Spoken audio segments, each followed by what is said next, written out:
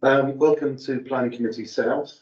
We're not expecting a fire drill today, but if the alarm sounds, please follow us through these fire doors. There's one behind counters there and over here.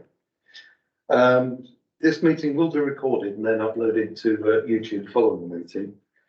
Therefore, any members of the public present should be aware that they may be recorded.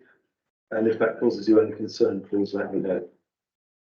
Please can you switch your phones to silent for the duration of the meeting.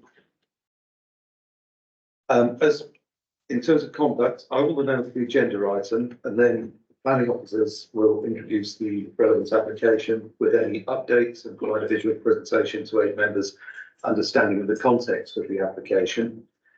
I'll then call on public speakers to present in accordance with the public speaking arrangements.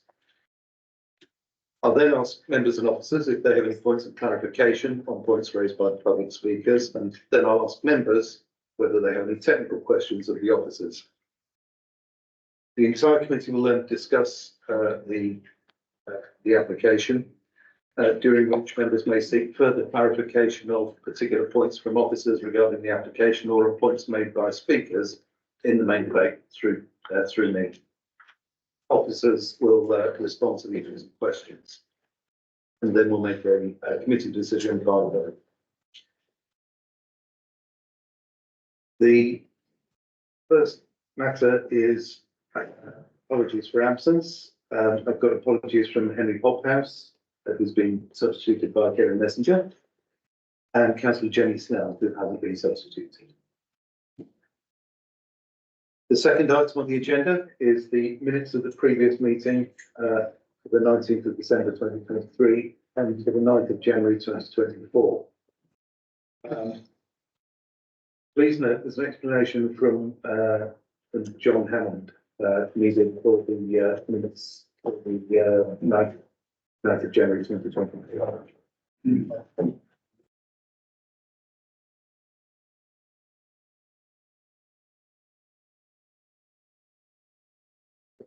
Thank you, Sharon. When the committee discussed the scheme for the Simon in Ilminster, we touched on in the debate the bid by Sustrans for the contribution towards upgrading that cycle route. And the committee agreed in discussion that we couldn't justify the bid that Sustrans were making, but we could justify a contribution towards the improvements to the local area. When we moved to the resolution, however, we didn't ask members to formally include that in the terms into the committee report in front of them. The Simon have written to us following the draft minutes being published, and they noted that whilst it wasn't in their terms, it's something they had agreed to, it's something that members debated, and they unilaterally confirmed they are willing to make that contribution. I think the issue for the committee is how procedurally we record that offer so that we can translate it into the instructions to our solicitors over the legal route, whether that be a postscript to the minutes to the last meeting or whether that be a note in the signing of minutes for this meeting. Thank you, Chairman. Remember, so we propose just to keep it all in the same set of minutes that we ask officers to draft the post-meeting note to be appended to the minutes. Required. All required. So I think problems with the volume elsewhere. So I would propose that to keep the record together, we ask officers to write a post-meeting note to append to the minutes of the 9th of January 2024 to explain what's happened and record the fact that the person unilaterally made the offer. Is it your wish that that be the case? Yeah. All content? Super. All right. In which case, subject to that note being appended by officers, is it your wish that I sign the minutes for the 19th of December and the 9th of January as a true record of those meetings? Madam Chairman, please. Thank you. The next item on the agenda is declarations of interest. This, of course, is in addition to the ones which are published on the website. Are there any members wish to make a declaration? Okay, the next item is public question time. We have a speaker for public question time, Mr. Brett Jacobs.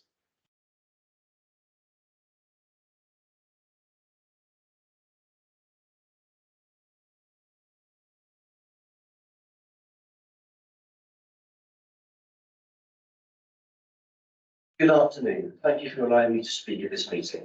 I have hoped that my reserved matters application for 2 custom built houses will be on today's agenda. Great detail is contained within my email of 23rd of January.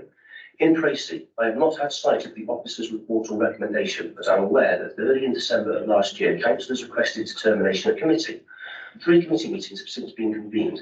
This seems unreasonable, especially when another application deferred on 19th of December is before you, item 5 on the agenda. Councillors may recall Area West, 15th of April 2020, when my outline application was approved. Councillors may be surprised to learn the Planning Department today formally recognising the decision, the committee decision, for a period actually claiming it had not been approved and did not issue the approved certificate until the 18th of June 2021, 14 months after the committee's approval. The council's conduct has been investigated by the Ombudsman, who found concern that the LPA had not followed its own protocols and was at fault with regard to maladministration administration, service failures, causing resultant injustice to my family. The last 2.5 years negotiating reserved matters has been an ongoing experience of procrastination and frustration. The Ombudsman is restricted from investigating where there is a right to appeal, whilst the council's handling of the application falls outside the planning inspector's remit. So I am unsure how the council is realistically to be held to account for its conduct. 3 planning officers considered my last reserved matters application. Negotiations appear to progress positively with the first officer who discharged conditions, and with his replacement who indicated that she was preparing a report recommending approval. Her employment was terminated. We never saw the report. The third officer then adopted his full responsibility. She inferred some concern without specifying actual details. On 3rd of January 2023, officer demanded we agree an extension within 48 hours and supply a formal response to the design concerns raised within a further 3 working days. This seemed unreasonable so long after the 8-week deadline, when all matters had supposedly been satisfied by 2 previous officers and we had no details of any new concerns. Disregard of my emails and attempts to speak on the telephone were concluded by issuing of a refusal certificate on 8th of February 2023, a year after submission. This was a complete surprise to me and to ward members who had been expected to be formally notified of the application and be given the opportunity to request determination of committee. My resubmitted application has received no communication from the Planning Department except registration of its details. My emails gone unanswered. Whilst I'm grateful the councillors have requested determination at committee, I have 2 questions. How is the council to be held to account in any meaningful way when it appears that neither the Ombudsman nor the Inspectorate are able to address its handling of the application? And can this committee please do anything to enable my application number 23/2730/REM to be considered at its next meeting? Thank you for your patience and further attention to this matter. Thank you, Mr. Jacobs. As you're aware, this isn't a matter for this committee. The operation of the planning service isn't in the remit of this committee. I take it the lead planner has noted that comment and will progress in that. May I ask if the regulatory committee isn't responsible for this issue, then who is? The portfolio holder who covers the planning service, that's Councillor Bolton White.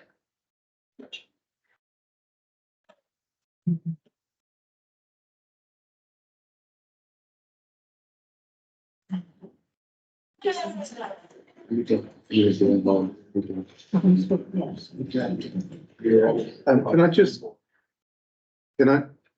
I just ask somebody online to put up the hand emoji to let us know that you're receiving it correctly?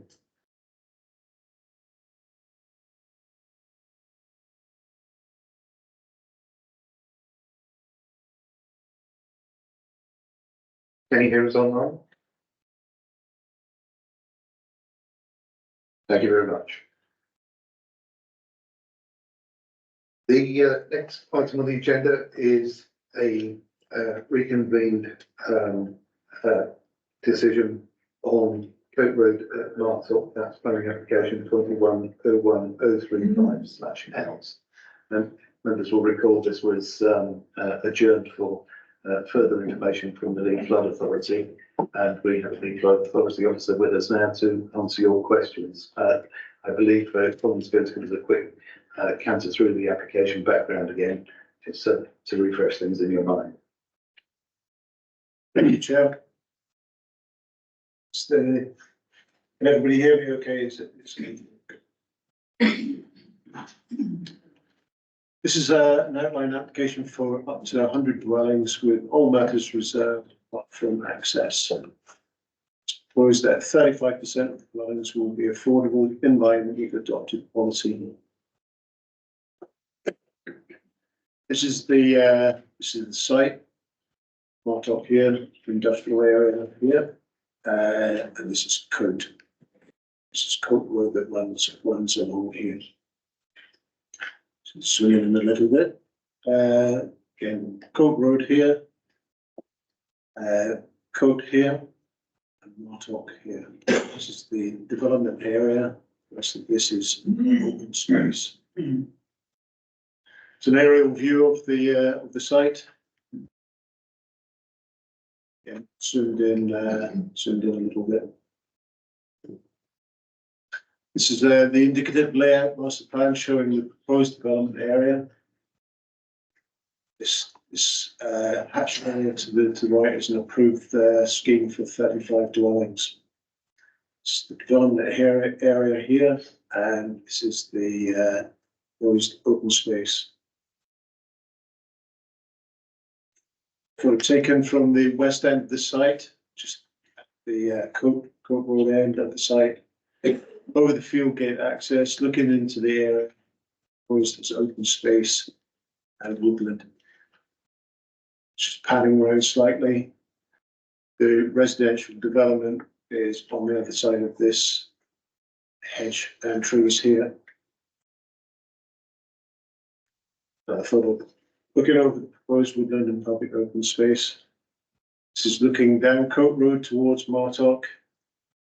Just for orientation purposes, this tree is 3/4 of the way down the open space woodland area. View from the field towards the entrance to Coat. It's a view towards the proposed residential development. The access is proposed in this area here. And this is, as on the right, is Lyndhurst. View of the field from the existing field access. The trees in the distance, the northern boundary. Trees running on the left here are the western boundary. Again, looking over the development site. Trees to the left form the boundary, the residential area, and these trees at the back are the rear of the site. The view of the field. This is garage to Lyndhurst on the right hand side. Access is proposed through the hedge, approximately in this location here. View down Coat Road towards Coat, the development site on the right hand side. It's a view towards Martok with Lyndhurst on the left. It's proposed to create a footpath in front of Lyndhurst, linking into the existing footpaths along Coat Road. This is the indicative layout plan showing potential layout. The Rhine runs down the rear of the site and down the western boundary along here. A single vehicular access point is proposed just at this section. The site is located in flood zone 1, which has the lowest probability of flooding. There are areas that are subject to surface water flooding along the Rhine, shown on the Environment Agency map. The surface water flooding does not impact the site. Surface water flooding, as mentioned, does impact the approach into Coat Road. The LFA have not objected to the proposed development, and I will now hand over to Amy to provide you with a verbal update. Good afternoon, I'm Amy, representative from the LMFA. So I've taken another look over this planning application, with the new FRA that's been submitted. So I'd like to start with the discharge rates.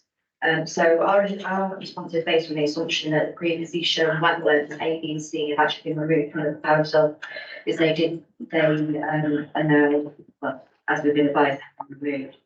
So the internal drainage board has set discharge rates of 2 litres per second per hectare for this development, which is a significant reduction in the current greenfield proposed rates. I've got, so for example, the net developable area in the 2-year event would have a discharge rate of 10.2%, and the applicant is proposing to restrict discharge rates to 4.6 to 4.8. I can get down into the exact proposal area and what will need to be shown at reserve matters stage, if there are any questions, but it will need to be restricted further because the internal drainage board has requested discharge rates are based on impermeable area rather than net developable area. But it is consideration that there's room within the site to discharge those, to restrict those rates further. The applicant was required to provide 45% climate change events, so they'll need to design and attenuate surface water.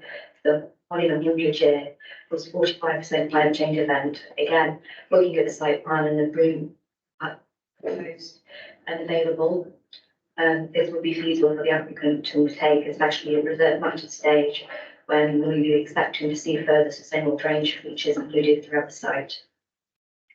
So the majority of the development has also been located outside of any risk of surface water flooding.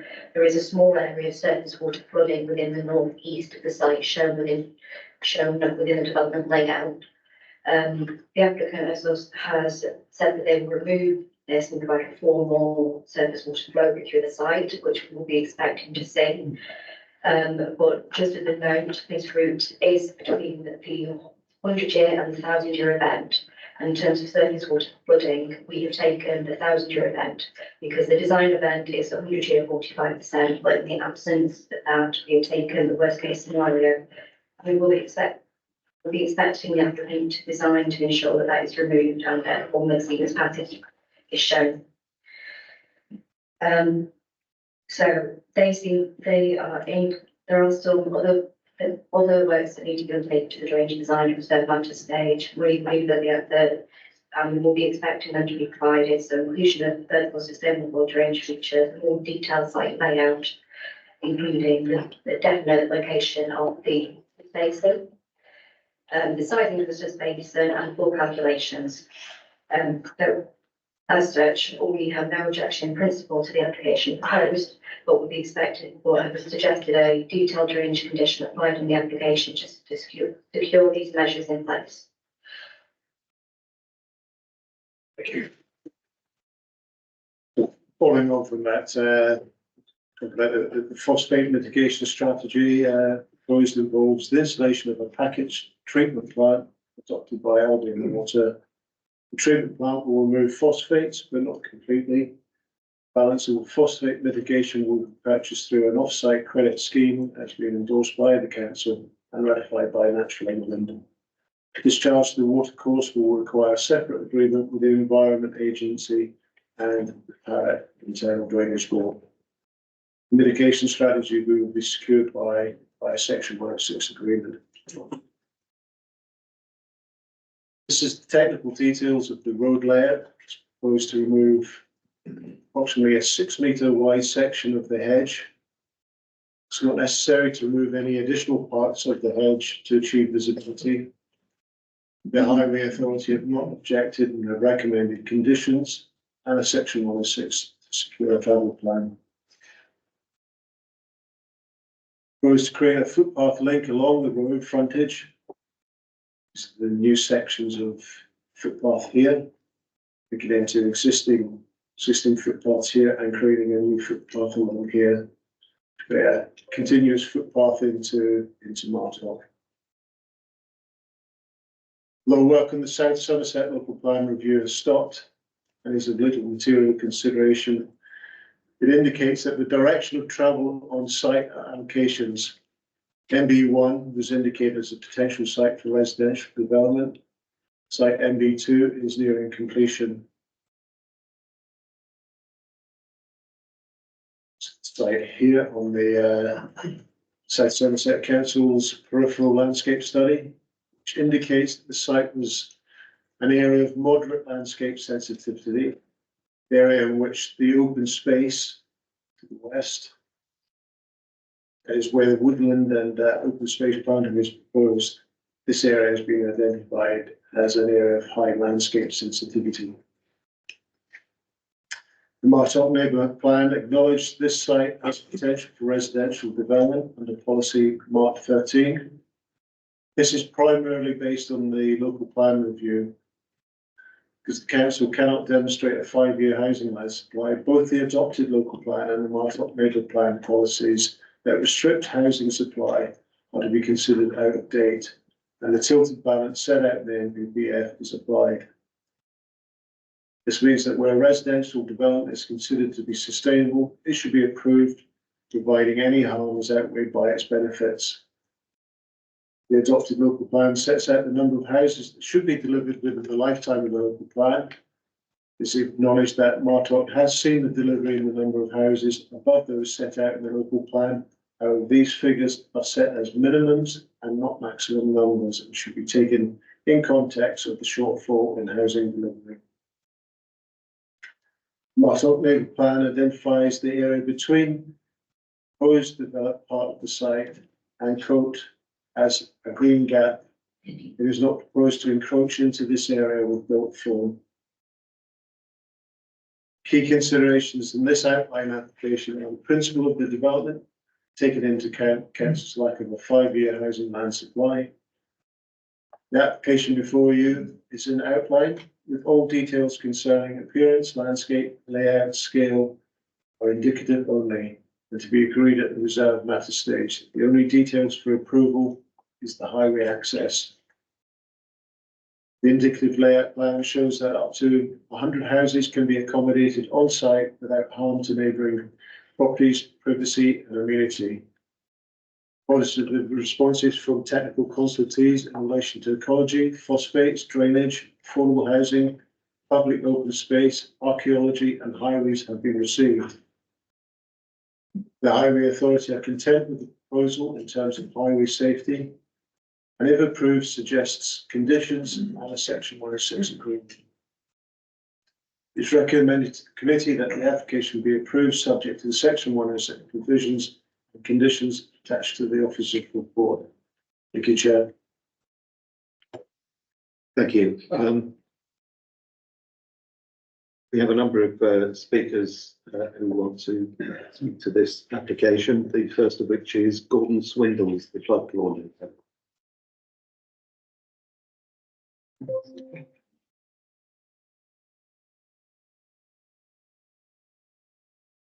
I also put the plan please and the thank you. That's the safety things. Chair, members, I'm the floodwater coordinator at Martock. I am familiar with the flooding locations in the area. The AWP document dated the 22nd of January was sent to all of you suggests a safe route from flooding from the site, which is on the green. Travels through narrow roads on estates and leads to a choice of travel to either the A303, either by Fold Hill Lane or by Ash. Both routes have a history of flooding, which was the case in November and December last year, together with the nearby A303. We've got the next plan, please. Attenuation features are in the flood zone from the Rhine and will be less likely to flood in the next 100 years if they were located in the centre of the U shape on the site, which you can see there as a plain field. There appears to be indecision regarding a wetland area mentioned on page 4 of the AWP document, as the wetland was withdrawn at the last planning meeting on the 19th of December because the overall annual flow from the Rhine would not support it. On the 13th of December last year, the Internal Drainage Board requested flood modelling of the Rhine, but there's no report. The fact that there's no written document from the LLFA to provide an update on the flooding does not provide the opportunity to comment or understand their input and conclusions on the site. You send the next slide, please. Far too much flood water is allowed to flow from the upper catchment, increasing occasions of flooding in the village when highways become impassable. One example is that in 2018, planning consent was given for a 696 home development at Loughton, where the downstream Loughton flood storage area has had increasing overtopping. Last New Year's Eve, the attenuation on the development was nearly empty, as shown in that photograph there. It's said to discharge at 34 litres a second. At the same time, the overtopping outflow of the flood storage area was significant, as shown on the next flood photo. All this flood water travels to Martock. You can see the extent of it. It's difficult at present to say that any new development site in Martock has safe access, with travel to and from other communities being prevented by flooded roads, which includes Coat Road. No new detailed information has been provided to solve the flooding and safe access issues raised at the last meeting on the 19th of December. And therefore, I suggest that the application is adjourned so that the solutions and the information, including flood modelling, can be provided. The potential good news is that the recent SRA intention to increase flood storage in the upper catchments in the county. A significant flood storage area upstream of Martock has recently been proposed, and this is being considered. Thank you, Chair. Thank you very much. The second speaker we have is Claire Gibson.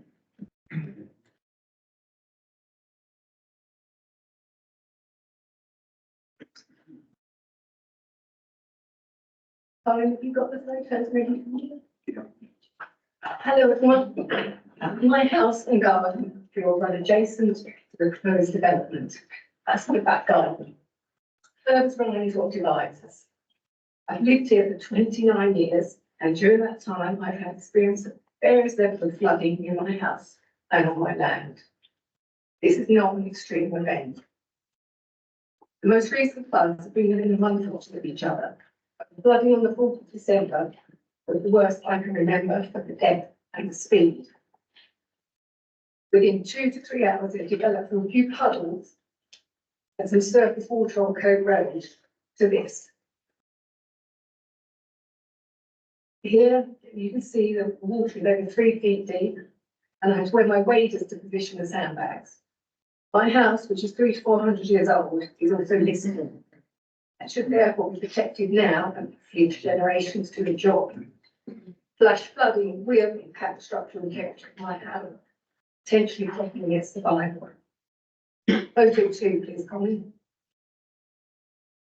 No, that's not that one. Not that one. Not that. That one. That one. That's my driveway into my house. And hopefully you can see that the water is rushing onto Coat Road. With a depth of over a foot, the fire range guidance suggests that half this depth is sufficient to knock someone off their feet and cause them to fall down. And it was certainly sufficient to wash away the recent resurfacing. The next one is, please, Colin.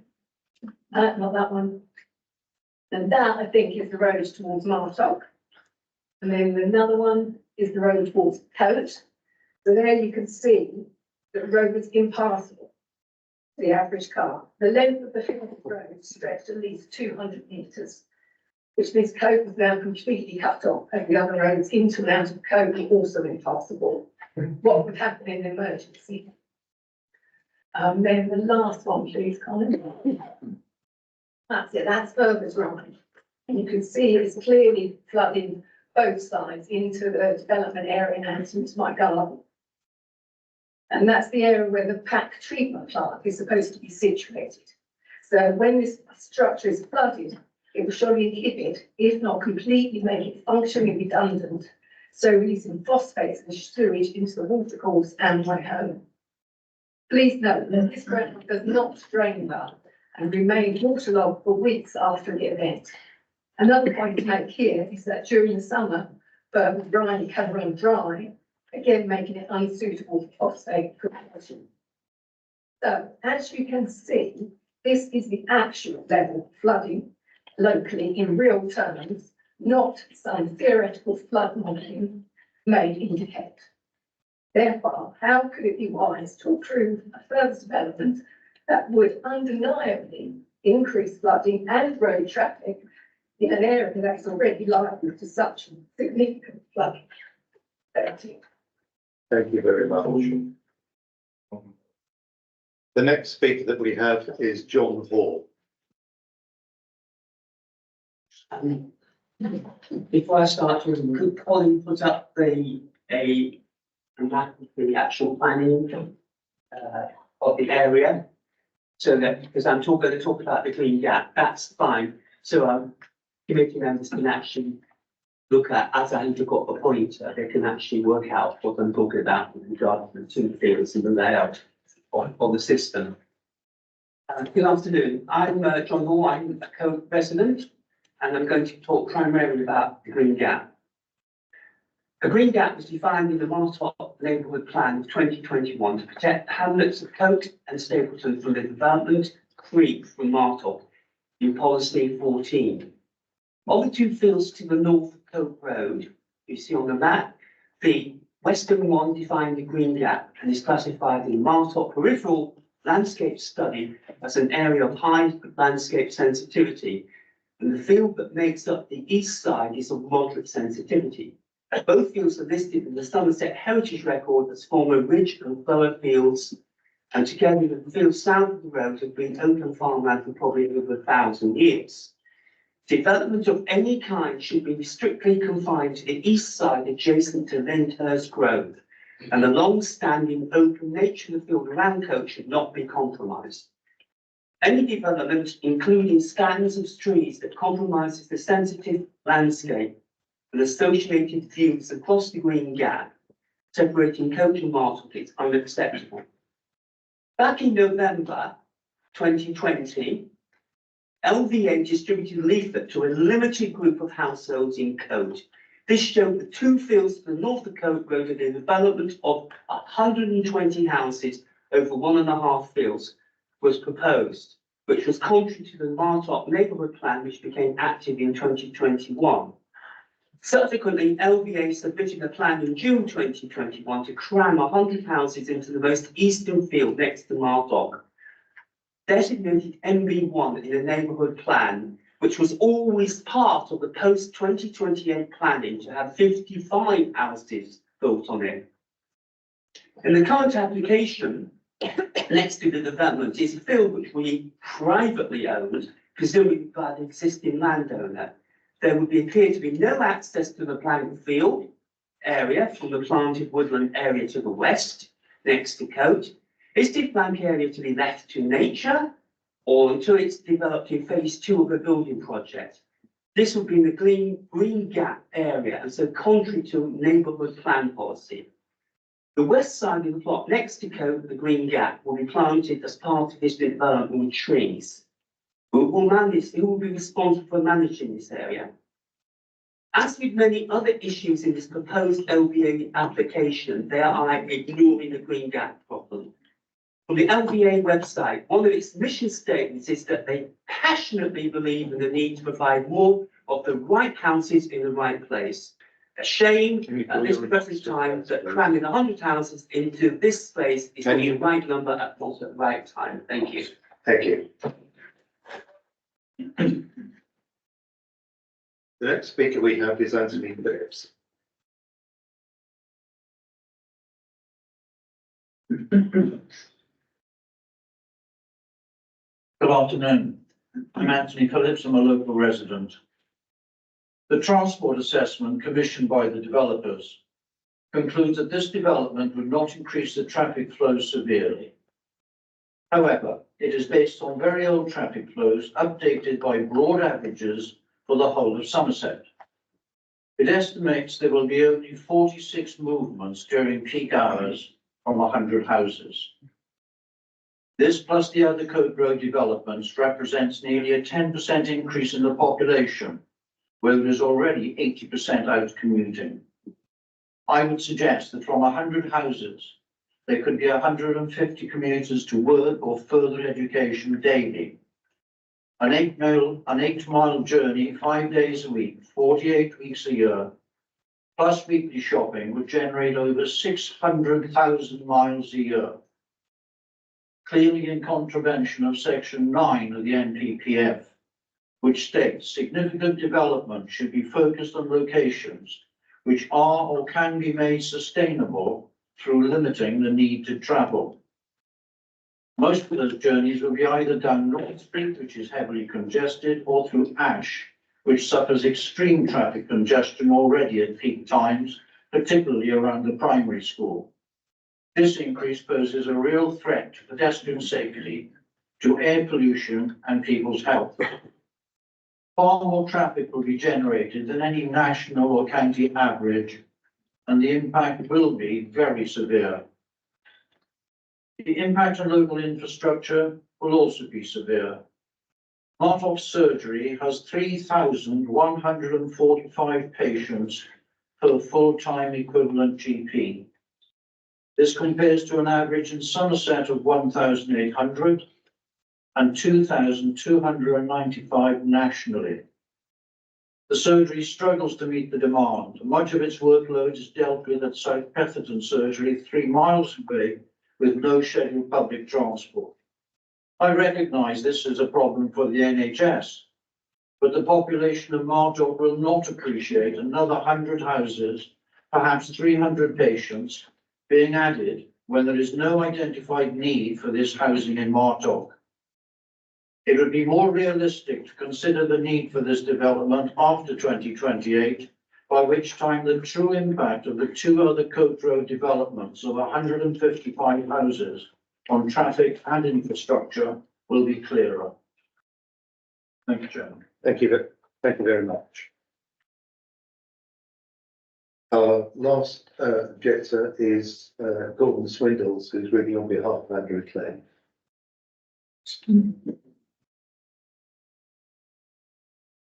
Yeah, members again. The documents presented to this meeting do not address the concerns that we registered with the application that led to the postponement of the decision last December. One concern is the package treatment plant as an apparent last-minute replacement of the connection to main sewerage, which was agreed on the 3rd of January 2021 with Wessex Water, particularly as the Martock sewage treatment plant is currently being updated to remove considerable amounts of phosphate. As we noted in the last meeting, we learned of this replacement only in the officer's report, and we have still not seen any supporting documents. A flood risk assessment by WAP over 2 years ago, at paragraph 221 reported, a desktop study suggests the site is underlain with slightly loamy and clayey soils, susceptible to impeded drainage. This information indicates a low potential for soakaways.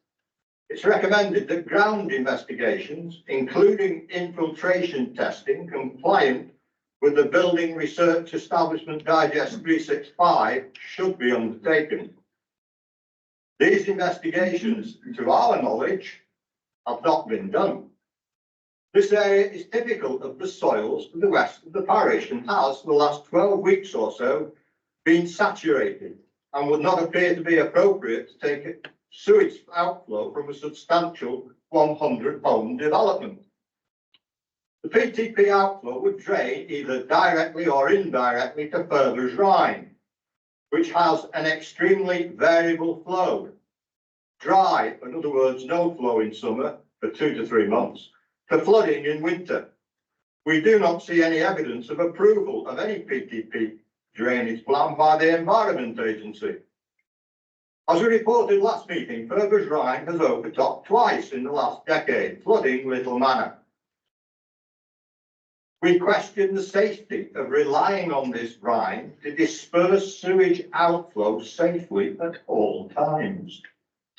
As the construction of the PTP seems to be an essential element of which this approval of this proposal depends, we request, as we did at the last meeting, that such approval be postponed to allow the necessary analysis of the PPP proposal by the relevant authorities.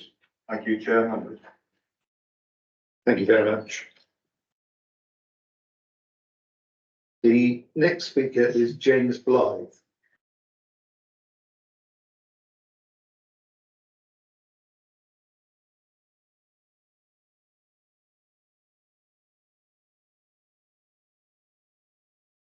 Thank you, Chair.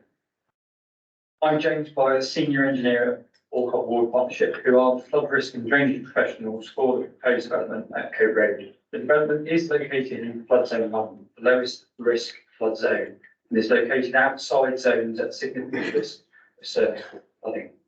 Therefore, the proposed development will remain safe from flooding during its lifetime.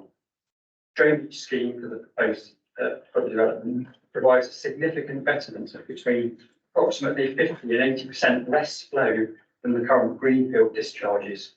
It controls surface water volumes discharged to the Rhine network and delivers measures to control water quality.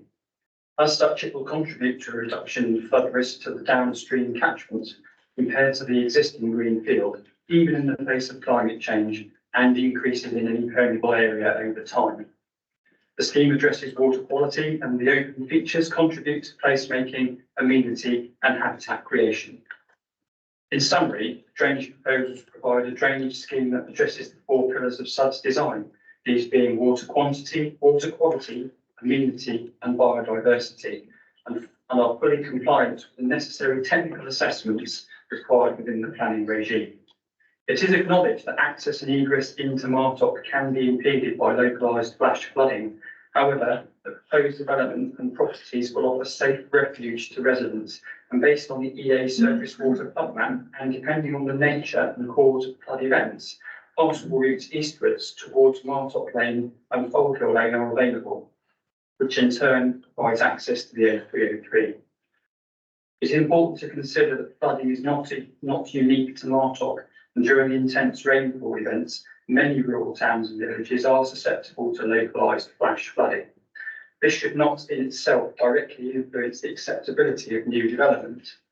Instead, where it can be demonstrated that new development will remain safe from flooding throughout its lifetime and will contribute to a reduction in flood risk overall, it should be considered as an opportunity to provide betterment to the downstream catchment. On the basis of the above, AWP was advised that the Family South Committee members support the proposed development so that the proposed measures can be brought forward to provide betterment and reduction in flood risk for the downstream catchment. Thank you. Thank you. I did ask at the outset of the meeting for people to put their phones on silent. Please do so. Please check your phone is on silent. The next speaker is Paul Hellyer, who is the chairman of Martock Parish Council Planning Committee.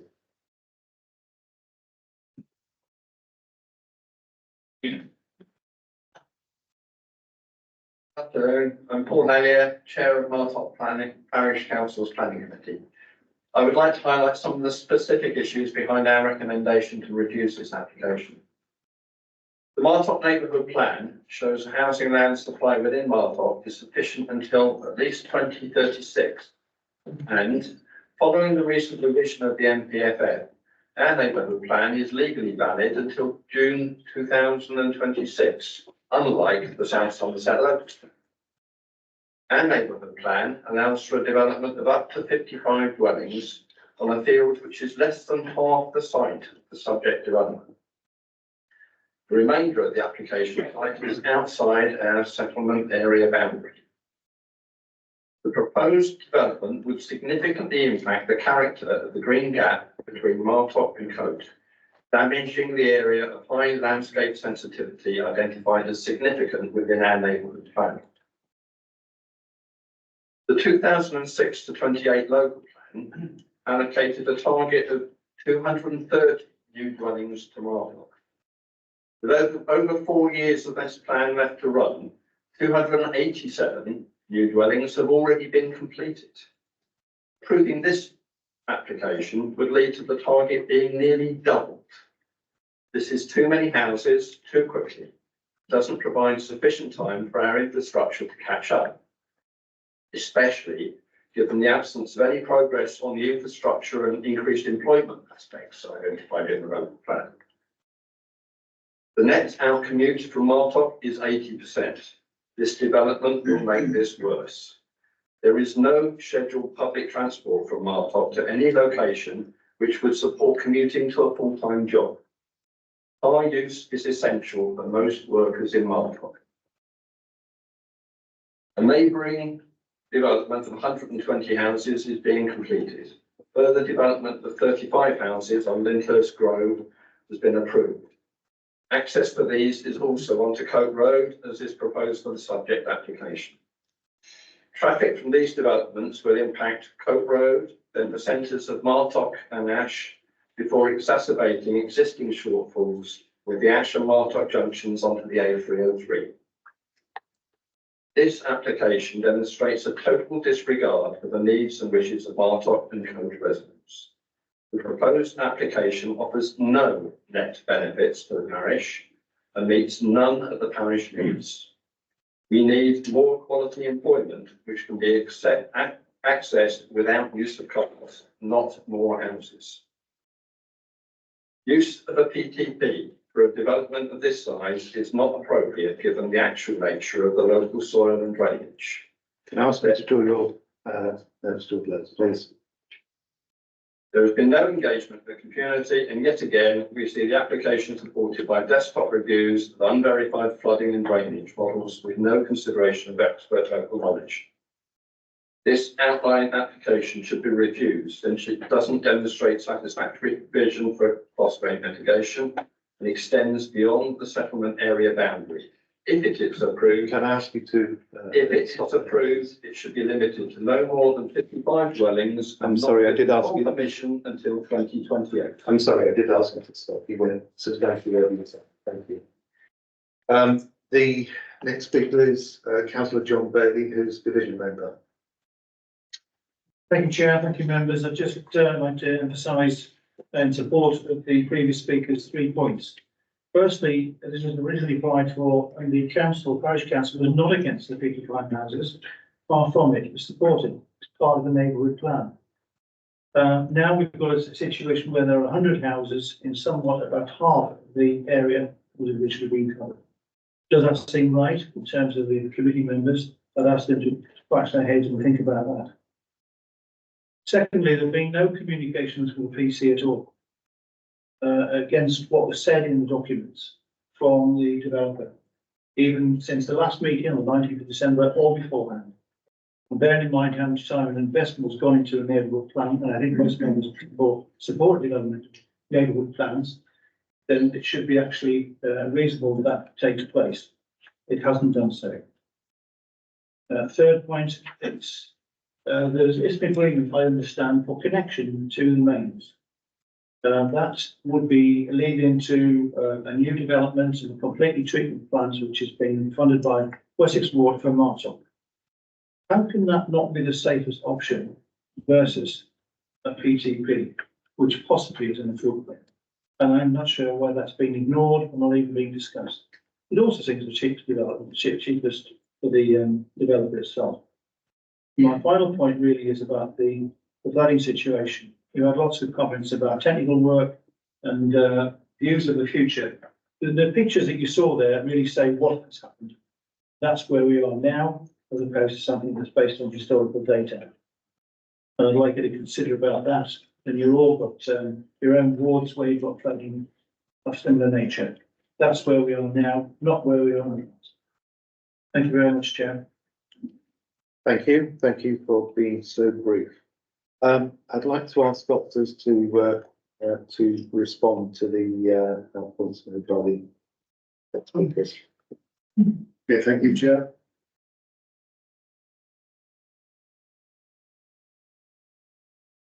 Just like to refer back to one of the speakers' comments on the flooding here that she said was coming in her garden and on the other side of the line there.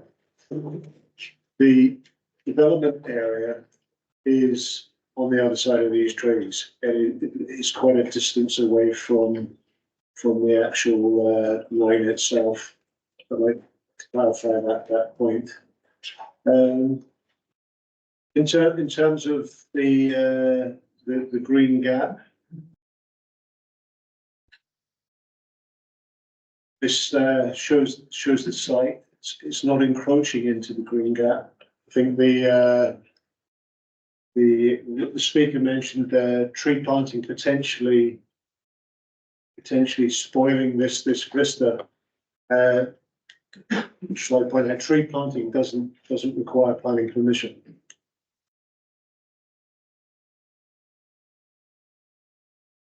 In terms of the transport statement, I have had a verbal update from Highways, who have re-looked at the information, and they've reconfirmed that they have no objection to this scheme.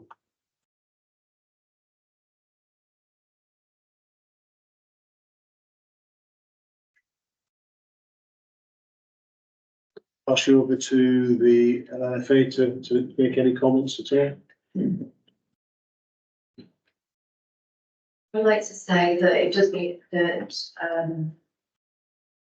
within the attenuation that we've been looking at is within the most recent FRA submitted, which had the wetlands in, and then we were assuming the wetlands have been removed. The attenuation shown where the proposed orchard is to be, so further up away from the Reen and away from the flooding, down near the Reen. I think I've asked the planning officer and was confirmed that orchard can be moved. The woodland planting would potentially offer a measure of some flow as well, any flow that comes off the green area within the middle. And as I said previously, the rates of the Greenfield Road are to be reduced in agreement with the Drainage Board. Unfortunately, I cannot comment on the ETP, the phosphate and phosphate treatment, because that's not within agreement of the LLK. And any flows from that would have to be discussed and agreed with the Internal Drainage Board, as the remit is within their remit and they're responsible for flows within their area.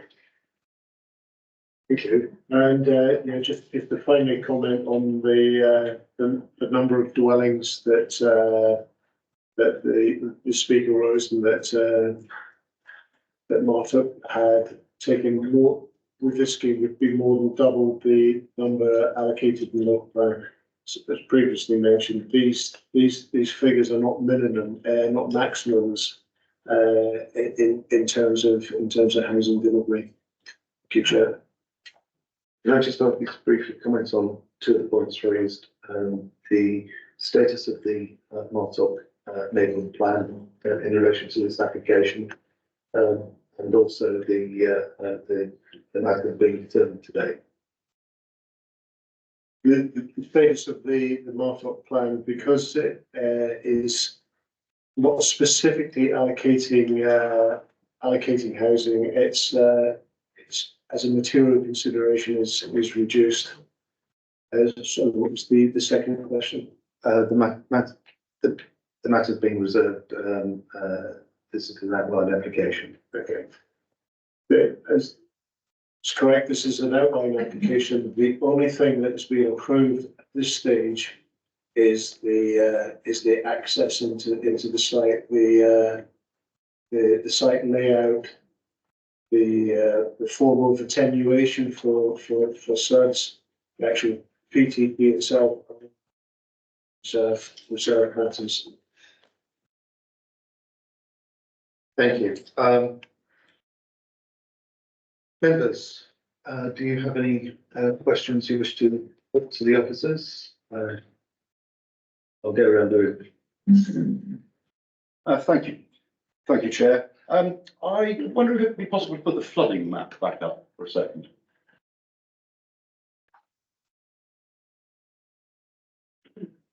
Yeah, perfect, thank you.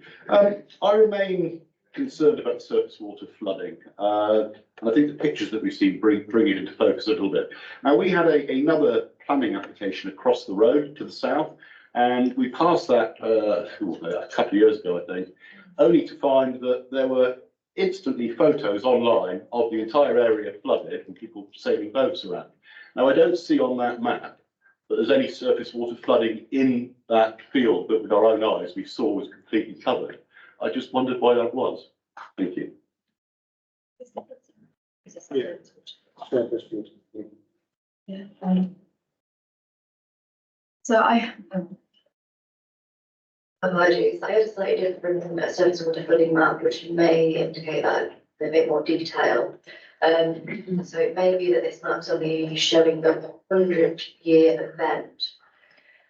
Whereas most of the surface water flooding that you see within this actual development to the north east is between the 100-year and the 1,000-year. So I had to dig a little bit further to go and find exact depths and locations of that. So I have actually got a link somewhere to some DEFRA online flooding maps, which have more detailed in depth in terms of depths. But again, the thing with these maps is that they're not 100% accurate. So they are based on the information that was provided at the time and with the Environment Agency. So they're not always correct at say an individual level. So that's why when I suggested a condition, I said that for this site, if required, a hydraulic model will be provided. However, based on the information provided that I found on the online DEFRA maps, that indicates so the flood risk within the northeast of the site, which you can't see on these maps, less than 150 mil. But of course, I don't, this is all the information that I've got online, unless I've got any evidence to the contrary to indicate that within that actual development boundary, there is flooding. That's all that I've got to provide my assessment on, and that's been provided by the applicant, and I can get really online. Yep. When we go to the access itself, the access road, I think in one of the photographs you showed, it showed a national speed limit sign. How close is that to the actual new access? And if it is close, is there plans to extend the lower speed limit much further out? Everybody knows that when you see the national speed limit, the natural thing is to speed up before you get there. If that's right on the junction, then is there in the plans a change to the speed limit covering the junction? As this is supposed to be within accommodation, then I would expect the speed limit to be much lower around the entrance to that. The advice given from highways is that the access there is acceptable. They've made no comments about changing or moving out the speed limits there. Could you point out where the access, on this photograph, where's the access? It's approximately there. So it's inside then the 60 mile an hour speed limit, which to me makes no sense on a junction. Just on that point, perhaps I could get some advice. If we were to consider that to be a difficult situation and want highways to actually extend the limit out, there would be a cost involved in that. Is that reasonably part of the development? If the committee were minded to do that, I would have thought that would have been a reasonable request to make. I think in road safety, seeing it right on the junction, who would change the speed limit on the junction?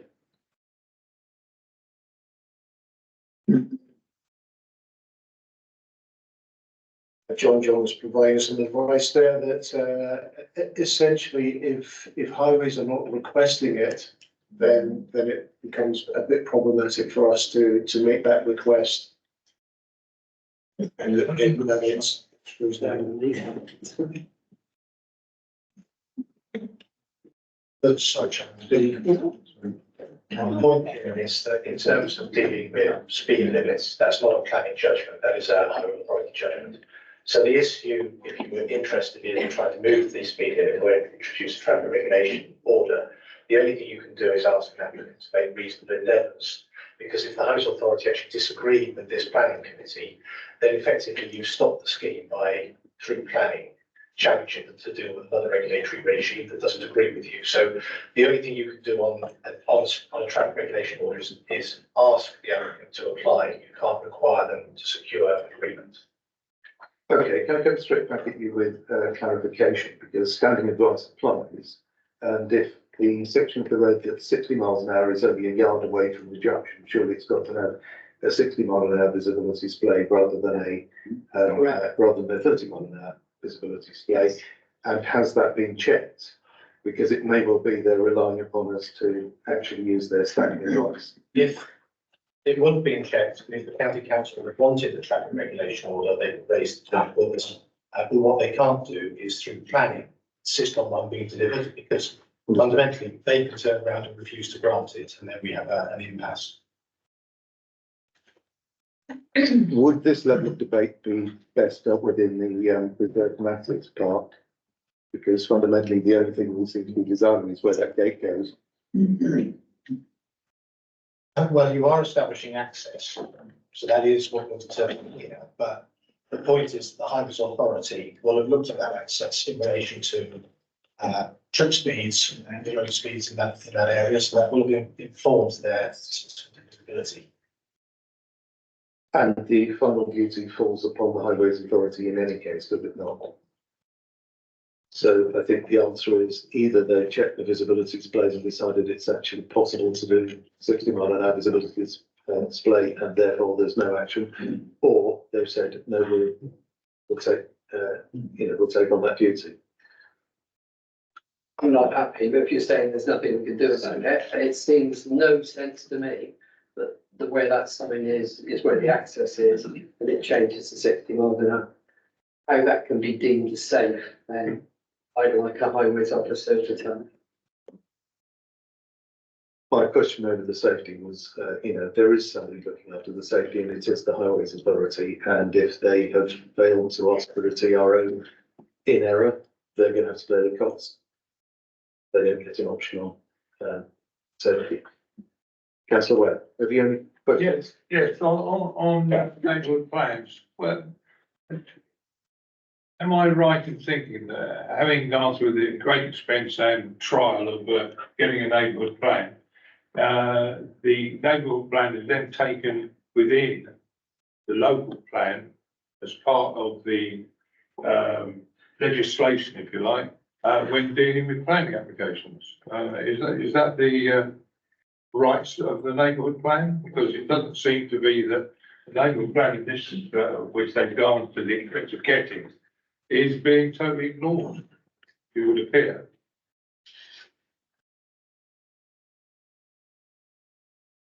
The local, the neighbourhood plan is not being ignored.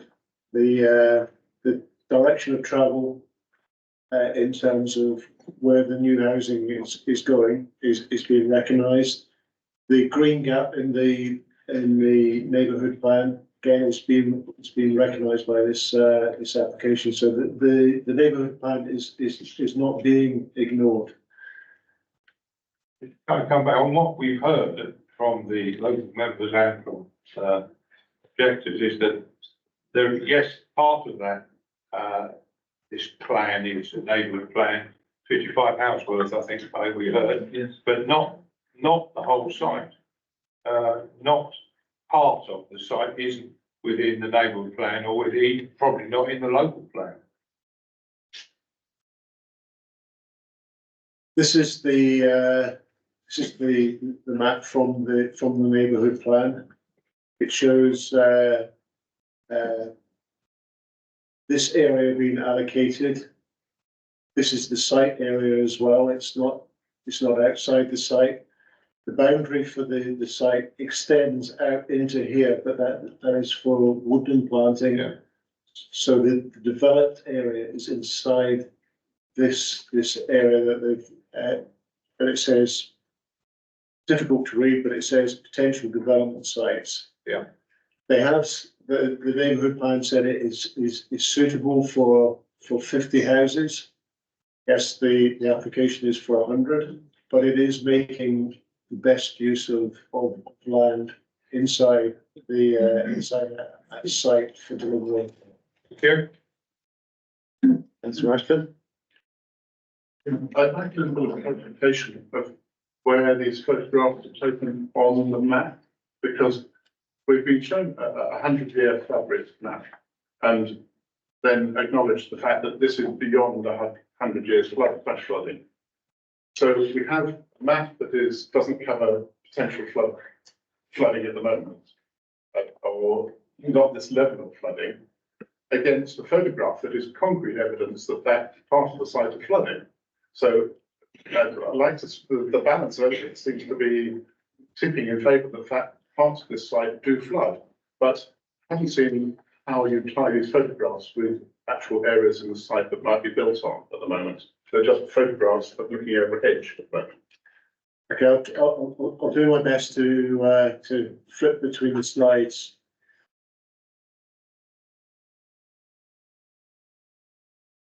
Do you want me to start with? Yeah, not that. Not now. No, it was over. Sorry, it was the photographs over there, sort of like this. Where is that view from and to? Okay, so we look at that one. That's taken around about here.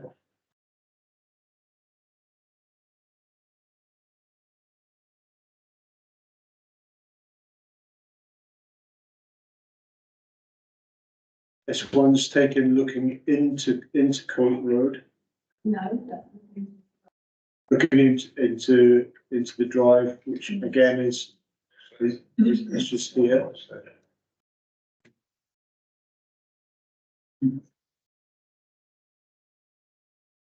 And so are there any photographs further up towards, there's no photographs showing flooding in the actual site? No, that's what I wanted to make sure. Yeah, sorry. I'm not saying that.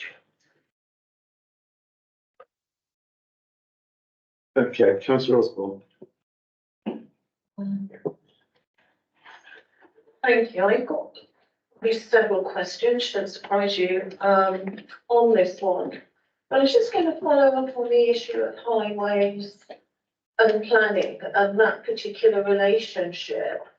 And I'm rather curious with what you said, that basically the two regimes can't go across each other. So we can't dive into the access issues and the issue that Mike raised about moving the speed limit.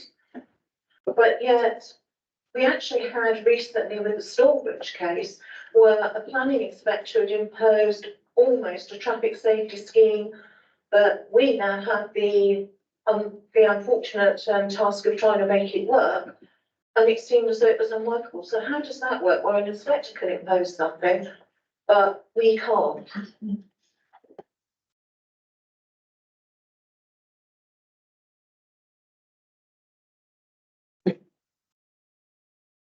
I think in that instance, councillor, you're probably getting into whether the inspector was right to go as far as they did without having the full evidence of the sort of road safety audit that highways subsequently got. Because somebody in planning has got very much into the detail of off-site highway measure, has actually given some work. The problem for you is not that you couldn't say. You sound like a dog. Yeah. You sound like you're in a flood. The problem for you is not that you can't. Gone out. There's not that you can't refuse something on highway grounds or have concerns on highway grounds. The problem is requiring somebody to comply with the note of the regime when you don't even know if that regime is not under your control. So the traffic regulation order, there's nothing that this committee can do to insist the traffic regulation order can be made because it's a totally separate decision-making process. So the issue that you can deal with is that you can ask the applicant to pursue reasonable endeavours. You can ask them to make an application because that's saying explore that point. What you can't say is you will secure it because you're effectively saying that we are dictating to our highway colleagues the decision they will make on their own judgment. And that if the response to that is that they refuse to make a traffic regulation order, effectively you refuse this scheme by condition, which is not an acceptable practice. So your position is you can ask them to seek to make a traffic regulation order, but you can't ask them to secure one because you don't have control as a planning committee over the making of a traffic regulation order. And that's the sort of the subtle difference, I think, between asking for something and insisting upon something in a separate regime.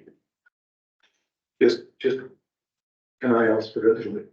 So there is an absolute, there's a duty on the Highways Authority to ensure that the highway is safe. Well, the duty on the Highways Authority in commenting on applications like this is to consider the speed of traffic, vehicle movements, and any data that they might have found themselves or data that's been presented by the applicant which they reviewed. They will often undertake a road safety audit before they make a recommendation to. They will often undertake a road safety audit before they make a recommendation, but it is the Highways Authority's responsibility to provide you with advice on safety. So coming back, Shannon, was that highway safety audit actually done, and on the basis that that access is going to be close to a 60 mile, to what will turn into a 60 mile an hour stretch of road? I can't see, I may have missed it, that's all the paperwork there. I didn't see any explicit reference to a highway safety audit in here. From my understanding, and I saw further clarification from Highways, and they've said to me that from their point of view, and that's one of the reasons that they said it wasn't necessary for somebody from Highways to attend the meeting, is because that they felt from all the evidence and information that they saw that that access was safe.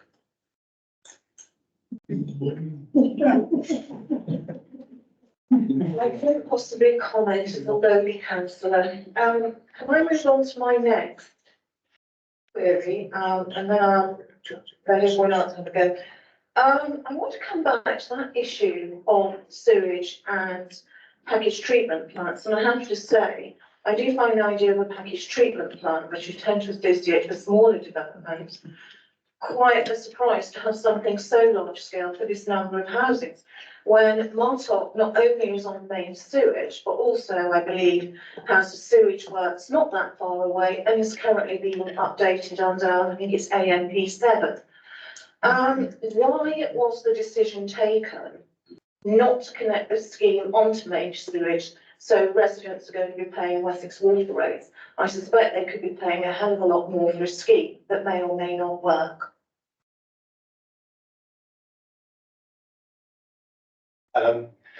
The answer there is package treatment plant approach that's being used in Somerset relies on a very specific provider.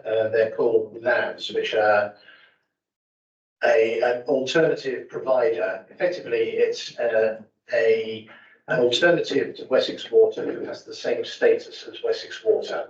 The companies that tend to promote them at the moment are called Albion Water and Severn Trent. They have the same status as Wessex Water in terms of being a sewage infrastructure provider.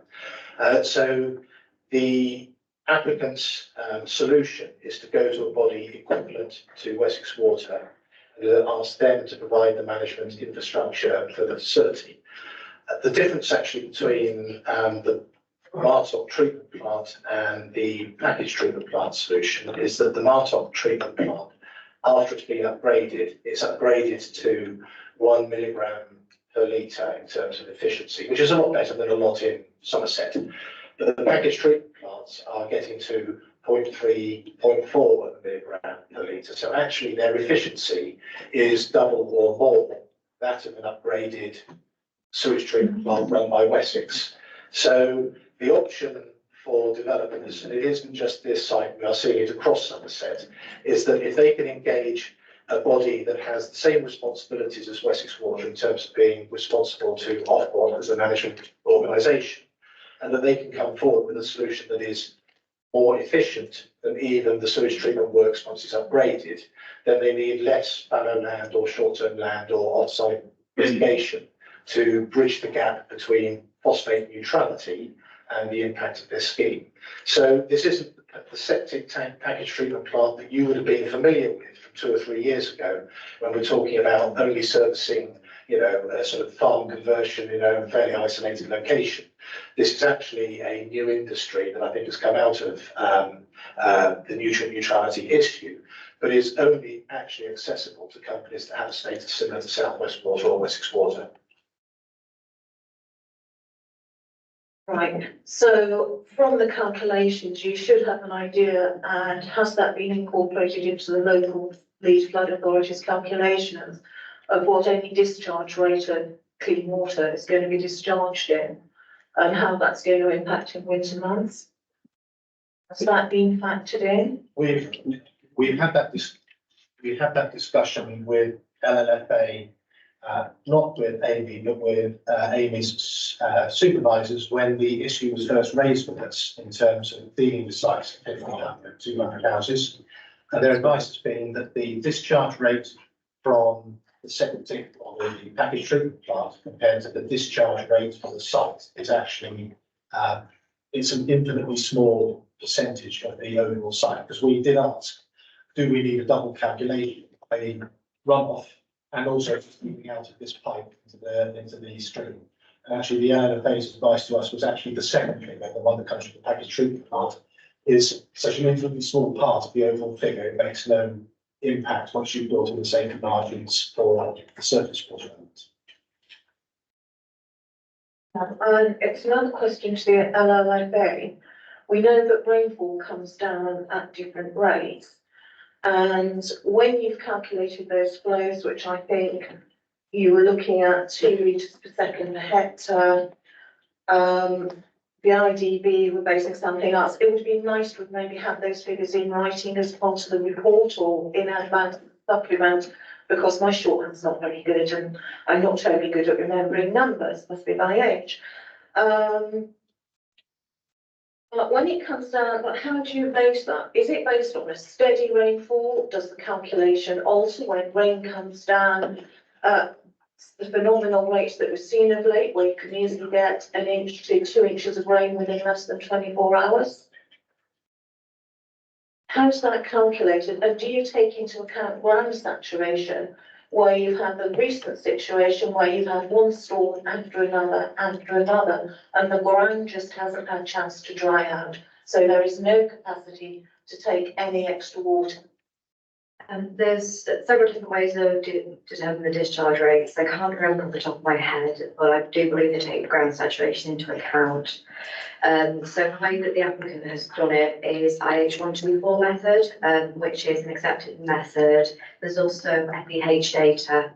So the IH124, so I have to admit, I did have to do my shorthand and write out the rates. So we're looking at, say, the Q bar based on impermeable area is 6.9 litres per second. The 2-year event is 6.2. The 1-year event is 5.4. The 30-year event is 13.2, and the 100-year event is 16.74.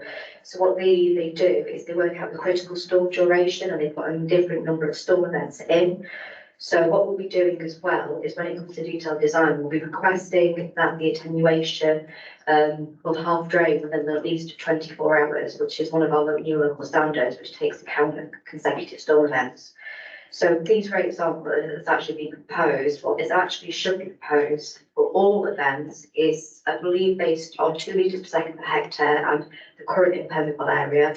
This will change when the impermeable area is updated, it's not designed, the layout is set, but that would be 2.9 litres per second for all storm events. Within the planning policy, we can only request the 100-year 45% climate change event managed on site. We can't request any further. I have been trying to tighten up this more as we're having more of these flooding events. But that's where the legislation is the limit of what we can ask for. Okay, thank you. No further questions, Chairman. Thank you, Councillor Mitchell. Just one quick question from me, because I'd like to get on with the debate. Usually we have a consultation from the NHS. Applications like this, and they recommend a contribution. We haven't had one. I'd like to know why. They haven't come back with a request. Yeah, can I just provide a quick update there? The applicant is applying for a TRO and is happy to accept that as a condition. Excellent. So steps up in the back. I'll come back to it. No, we'll go around again. Okay. Jenny? Any questions? Okay, that's you, Martin. Yes, thanks, Chair. It's really, I'm trying to pinpoint, I think I've got it now, where on page 53 of the report, we've got this 900 millimetres of flooding on the western boundary, and I presume that's up where the house was, picture of the house was. Is that, have I got that, is that the western boundary on the map there in front of us?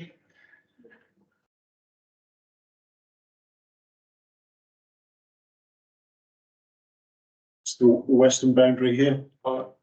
That's where the your report states that shallow flooding up to 900 millimetres is along the western boundary. That's the spot, is it?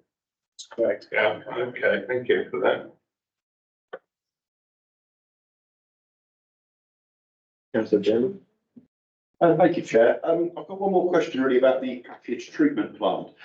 Certainly when the ordinary sewer network is overwhelmed, we get quite a lot of groundwater flooding in some instances. How does the package treatment plant compare if it was to be overwhelmed? Thank you. Again, I think what we're doing is we're trying to get into the separate building reg environment agency permits that are required for any new plants. I think the point to take from this is these treatment plants are a legitimate solution for applicants to pursue. We've been through the process with the National Environment Agency to ensure that they're not in principle blocked. So we write into the legal agreement that that's option one, that's the preferred option strategy that we've got. If the applicant cannot secure permits from the technical bodies, then we also write into the legal agreements that we will accept alternative options. And you will notice that on this scheme, there's actually a blended solution. The package treatment plant deals with most of the problem, and then the residual is dealt with by acquiring a credit from an off-site solution. So the fallback is that there are, we know that there are 350 plus kilos of credit available on the market in the current catchment. We have a similar level going through legal agreements. You will recall when we dealt with the Langport scheme, that Appleton told us they were particularly impacted by retrofitting more affordable housing. So there's a lot of solutions out there. This is the preferred one in order to do one follow because they will get technical support for technical decisions on it. It's a bit like the whole Section 270 highways. There's always a technical process that comes after this. If there is a problem, however, there are other options that we build in that allow them to default to my alternative solutions. So in terms of you and we discussing building regs, water quality, and environment agency, that's a step they've got to go through. If they hit the buffer, they have to go and find one of the other solutions, but there are other solutions. Thank you. Thank you. Mike, you have a further question? Yeah, can I ask another question? Hopefully it won't be as problematic as the first one. Looking at the development, obviously there's been some issue between the plan, the expectation of the number of houses and what we've got now. On the density of this site, how does it compare with the ones that are being developed at the moment and the overall market? Chair, the development is very similar to development density is very similar to the approved scheme on its eastern flank. It's very similar to the one on the South Coast Road in terms of density. They're all up around about the sort of 33, 34 dwellings per hectare.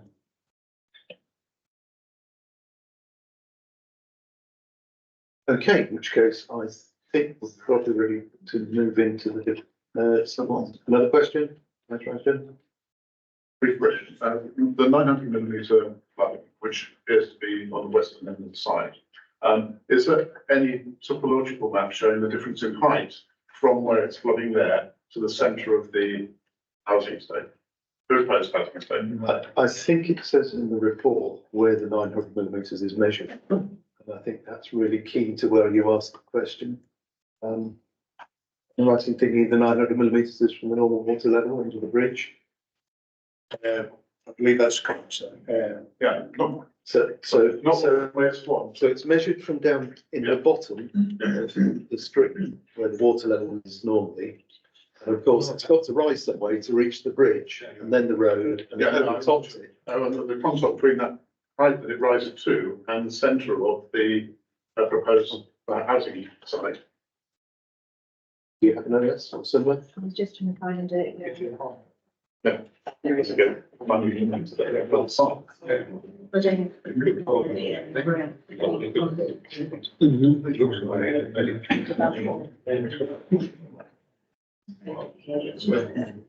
Maximum 670, lowest the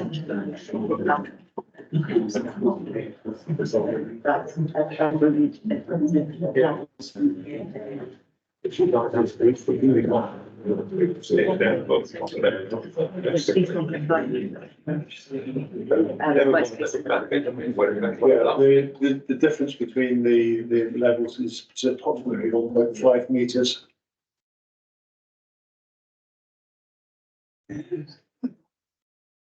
Okay, in which case I'm keen to move on to the debate. Check that, repeat that, I missed that, what was that, sorry?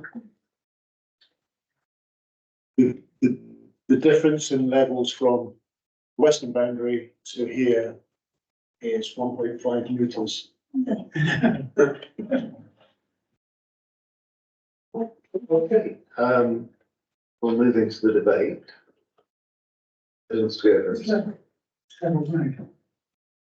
Councillor Patrick. I am struggling to find sufficient planning reasons to refuse this application.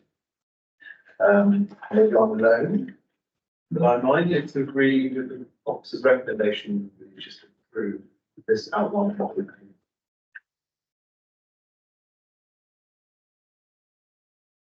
Anyone else wish? Councillor Kelly.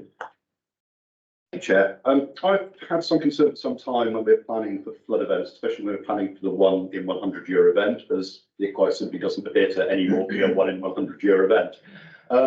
So I'm quite gratified to see that there's 45% uplift on that. I think that gets us a bit more of a margin than for climate change.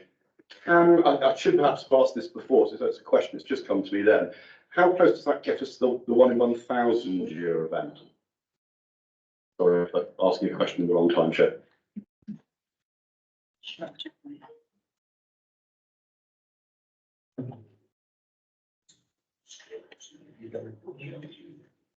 I have to say that 1 in 1,000 is so far off the centre of the distribution. You know, a tiny little minute fraction would make a several litres a minute difference in terms of how much is going out on the meter. It seems to me logically a rather extreme question because the statistics don't favour it. If I can very quickly come back, Chair, I think I'm just questioning the 45% uplift as a percentage. It's just a figure. What does that actually mean in reality? How much of an uplift is that from the 1 in 100 year event? Effectively?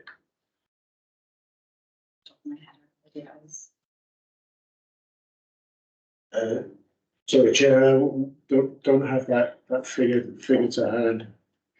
Does your decision hinge upon the answer to that? If not, we can get you a written answer. Councillor Webb. Thank you.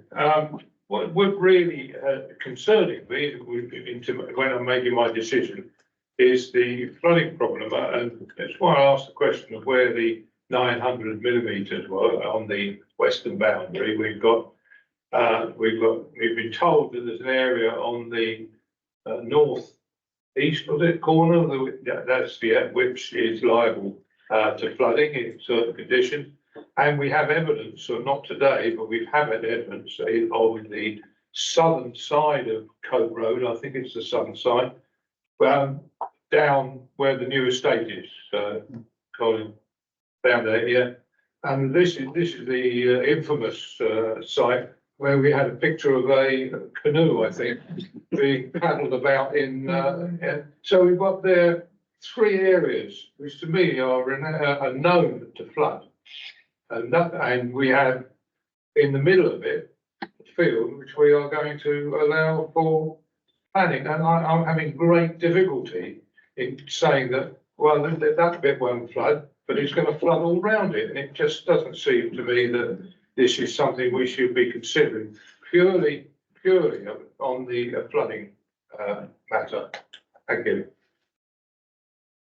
I'm wondering if officers want to comment on the situation during development when it's basically farming ground clay in the bottom of mud that's been dug up, and seasonal weather, because I remember that flooding event very well. I went to see it for myself and tested the depth of the water. Versus the current situation for that estate, which of course hasn't been built and meets building regulations. Yeah, I think it was a sailboat on the. Was it Yeah, that's prior to the surface water attenuation being put in, before all the pipe work and all the drainage systems put in. So yeah, there is the potential for that surface water just to sit on top of the existing sort of clay surface there and create a sailboat pond. Yeah. John, I think you wanted to say something. I think, Chair, this is probably it's a similar point to what we discussed in relation to Ilminster last week and talked about why the cycle path that runs between the site and Ilminster has water. And the issue is because nobody's managing the land at the point in time. So surface water, rain lands and then flows to the lowest point. But what happens through the development process is the developer has to produce a series of ways of managing how that water flows. So it's not a constant flow to the lowest point. It becomes a sort of a managed arrangement, either into soakways within properties, into road drains, into a such pond. So the consequence of the scheme is that when completed, the scheme will deliver the betterment. So you're not looking at the situation as it is with no management around it. There is always this issue during the development process when the pipes aren't all connected up. The developer's gone on site to actually start work. Now it may be that there's either that Amy can comment on whether the LLFA look at phasing for such the interim solution whilst development is underway, because clearly we know that at the end of the day they've got a solution which says this will work for this site for this many houses. The issue potentially is what happens during the construction process, particularly when that's wintering and clay's being turned up. Yeah, that is something that we look at when we get to detailed design stage. We specifically request that the construction drainage management plan is provided, which advises when the attenuation will be built, and if the attenuation isn't built, say relatively soon, what measures are in place to prevent flooding of properties in the event of there is a flooding event. So that is something that we request to be seen at the detailed design stage prior to construction starting on the site. Okay, thank you. Jennifer. Yes, kind of a question really. So I've always been told that you're not allowed to build houses and make the flooding worse. So I'm assuming that the plans that they've got in place will improve. But what happens if we give permission, they build it and it doesn't improve, it does make it worse? What happens at the residents to that? Can I ask you to just address firstly, explain, like, words, simple English. Is it better or worse? And by how much? And then address the question of if the plan isn't as good as we think it is, what happens?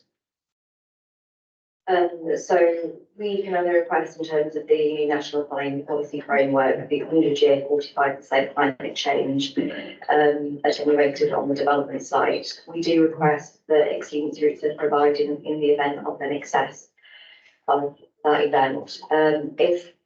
And theoretically, of course, we have to rely on the detailed calculations and the drawings provided to us on what the application proposes and what that results in, it should have a betterment plan. It should propose that within that specific rainfall event, it should be only discharging at the proposed rate, which is 2.9 second, and any exceedance above that is managed, it should be controlled within the development site itself and directed in the attenuation. Anything then above that event would be retained within exceedance routes designed to control it away from people and properties. Apologies, what was the second part, or if I not? Well, perhaps I could ask, perhaps it's down to me to ask the question in a certain way. Is it the planned drainage design, does it make the situation better, yes or no? Theoretically, it should make a betterment over the existing situation. Unfortunately, Is that a yes? Yes. Okay.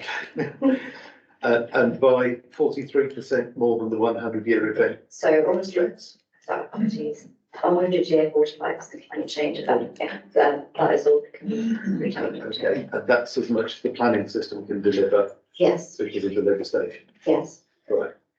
And the other question was, if we have a storm event which is worse than that, and we get flooding, who's to blame? That's a very difficult question. I can't answer that one. I'd have to take that so I can discuss with my manager about what happens in that kind of scenario, unfortunately. I'm presuming, given flood zone 1 and compliance with all the building regulations, compliance with the planning, it would be an insurable risk. Is that fair? Yes, I'm assuming sure the development itself. I can't, unfortunately, I can't advise what insurance companies would do. Jenny, does that help your thinking? Okay, well, I think Councillor Patrick put my position. Do you want to come in on the debate? I was simply going to say that despite my reservations, I also am beginning to see no material consideration that can't be conditioned, to be more than happy to second the proposal. Yes, I'm conscious a lot of technical work has gone into the conditions. I was just rereading them earlier in the meeting. I'm also conscious that we're in a situation where we don't have the allocation of housing land within our gift normally, but in this particular case, the proposal is on a piece of land which the local neighbourhood plan is actually suggesting would be housing. So it's not, whilst I understand the magnitude issue, in terms, we would have to put it here even if it weren't because of paragraph 11D. So I can't see a reason for, zoning reasons for it not being. And it seems to me that officers have bent over backwards to answer every question that's been thrown. Go on. It helps in the deliberations. The applicant has offered to incorporate the SUD scheme into the construction phase. Good. Well done, the applicant. That's a good idea. So my personal position is I think we should probably go and later on propose the officer's recommendation. But I think Tim, do you want to come back in? I was just wondering if we had to condition any of those added factors. You've requested or talked about two conditions, the SUDs in the construction phase and also moving the 30 mile an hour limit past the access. Okay.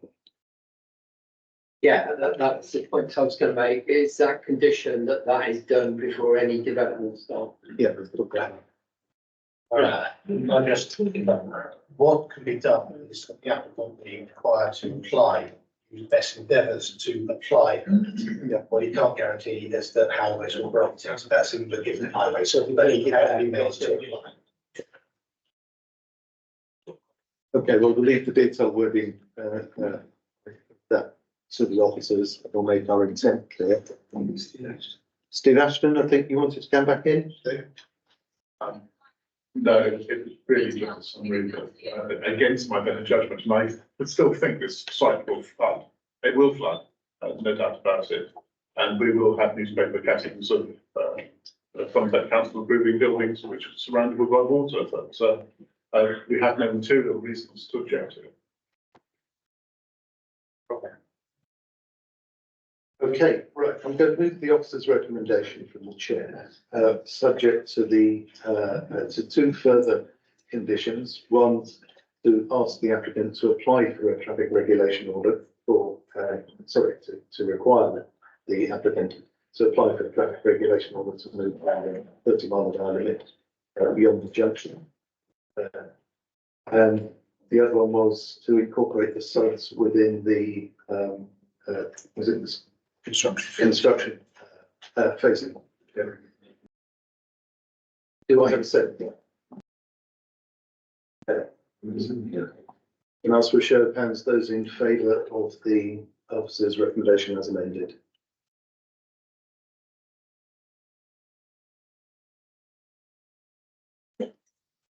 And those against? And those abstaining? My conscience will not let me do this. Exactly.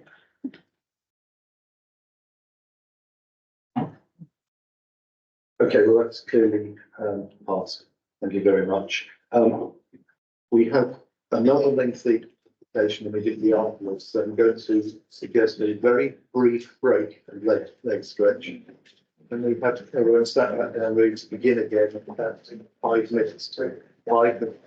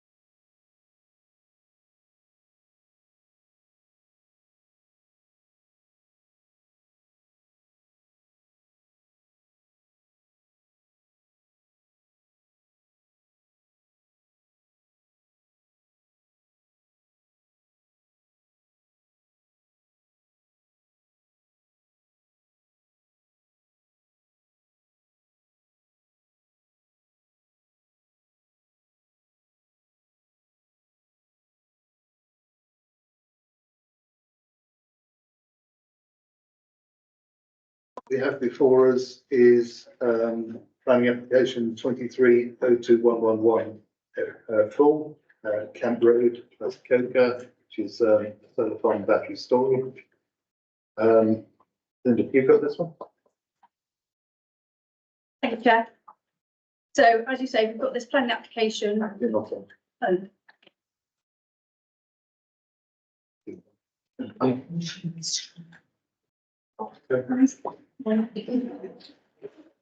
So this is an application for a 16.24 hectare solar farm site to provide 15.23 megawatts of power for Leonardo. You'll see that the application includes a cable run. So this is an unusual solar farm application that the renewable electricity supply is going to be provided to a local employer. That's an important element of the application. I've roughly calculated that the megawatts is equivalent approximately to about the power for 10,000 homes, but it's very difficult to work out exactly, but I just thought it'd give you a slight indication. So it would eventually provide 26% of the energy needs for the Leonardo Yeovil site and 16% of the company's overall UK operations. So I'll just take you relatively, just some updates, correction to the report. You'll note on page 110, I have mistakenly said that Historic England have objected to the application. They have definitely not objected to the application. So that is a correction. And we've just had a few corrections and revisions to conditions that we've discussed with the applicant, just in regards to the way the solar farm works, solar farm applications work, and in regards to soft landscaping and commencement of development. So instead of development, we put soft landscaping into condition 12. The LEMP, which is the landscape ecological management plan, we've just made a more clarity in terms of the completion of the mitigation scheme. And we've also, again, in terms of completion, condition 17, we related that to energisation of the project, which is what you do with a solar farm application. There's also been some discussion with members regarding condition 20 in the battery storage management plan. So there was a grammatical mistake, so that's been changed. So we've got facilitate rather than facility in the application, and we've put due regard for containment and disposal of flood water to be dealt with within that safety plan. We've also had the submission of a farming and wildlife advisory group report with regards to flooding in West Coca, but this has been looked at by the agents, engineers, and by the LLFA, and neither of them have found reason to change their recommendations in terms of the flooding issues at the site. So I'll just take you quickly through the plan so that you'll see the red line. The main site where the solar farm will be going is the site down here, and then you'll see the cable route running northwards and then eastwards towards the Leonardo sites within Yeovil. So this is the main site in detail, running along Camp Road, running along the north, and you'll see reference to allotment gardens which are down in this location and some housing opposite the southeastern part of the site. And again, there's the cable running in detail, which runs through agricultural fields, through the roundabout and into the Leonardo site itself. There again, you'll see the satellite imagery showing the agricultural land on which the solar farm will be located, running through the agricultural fields in this location, and they're in detail.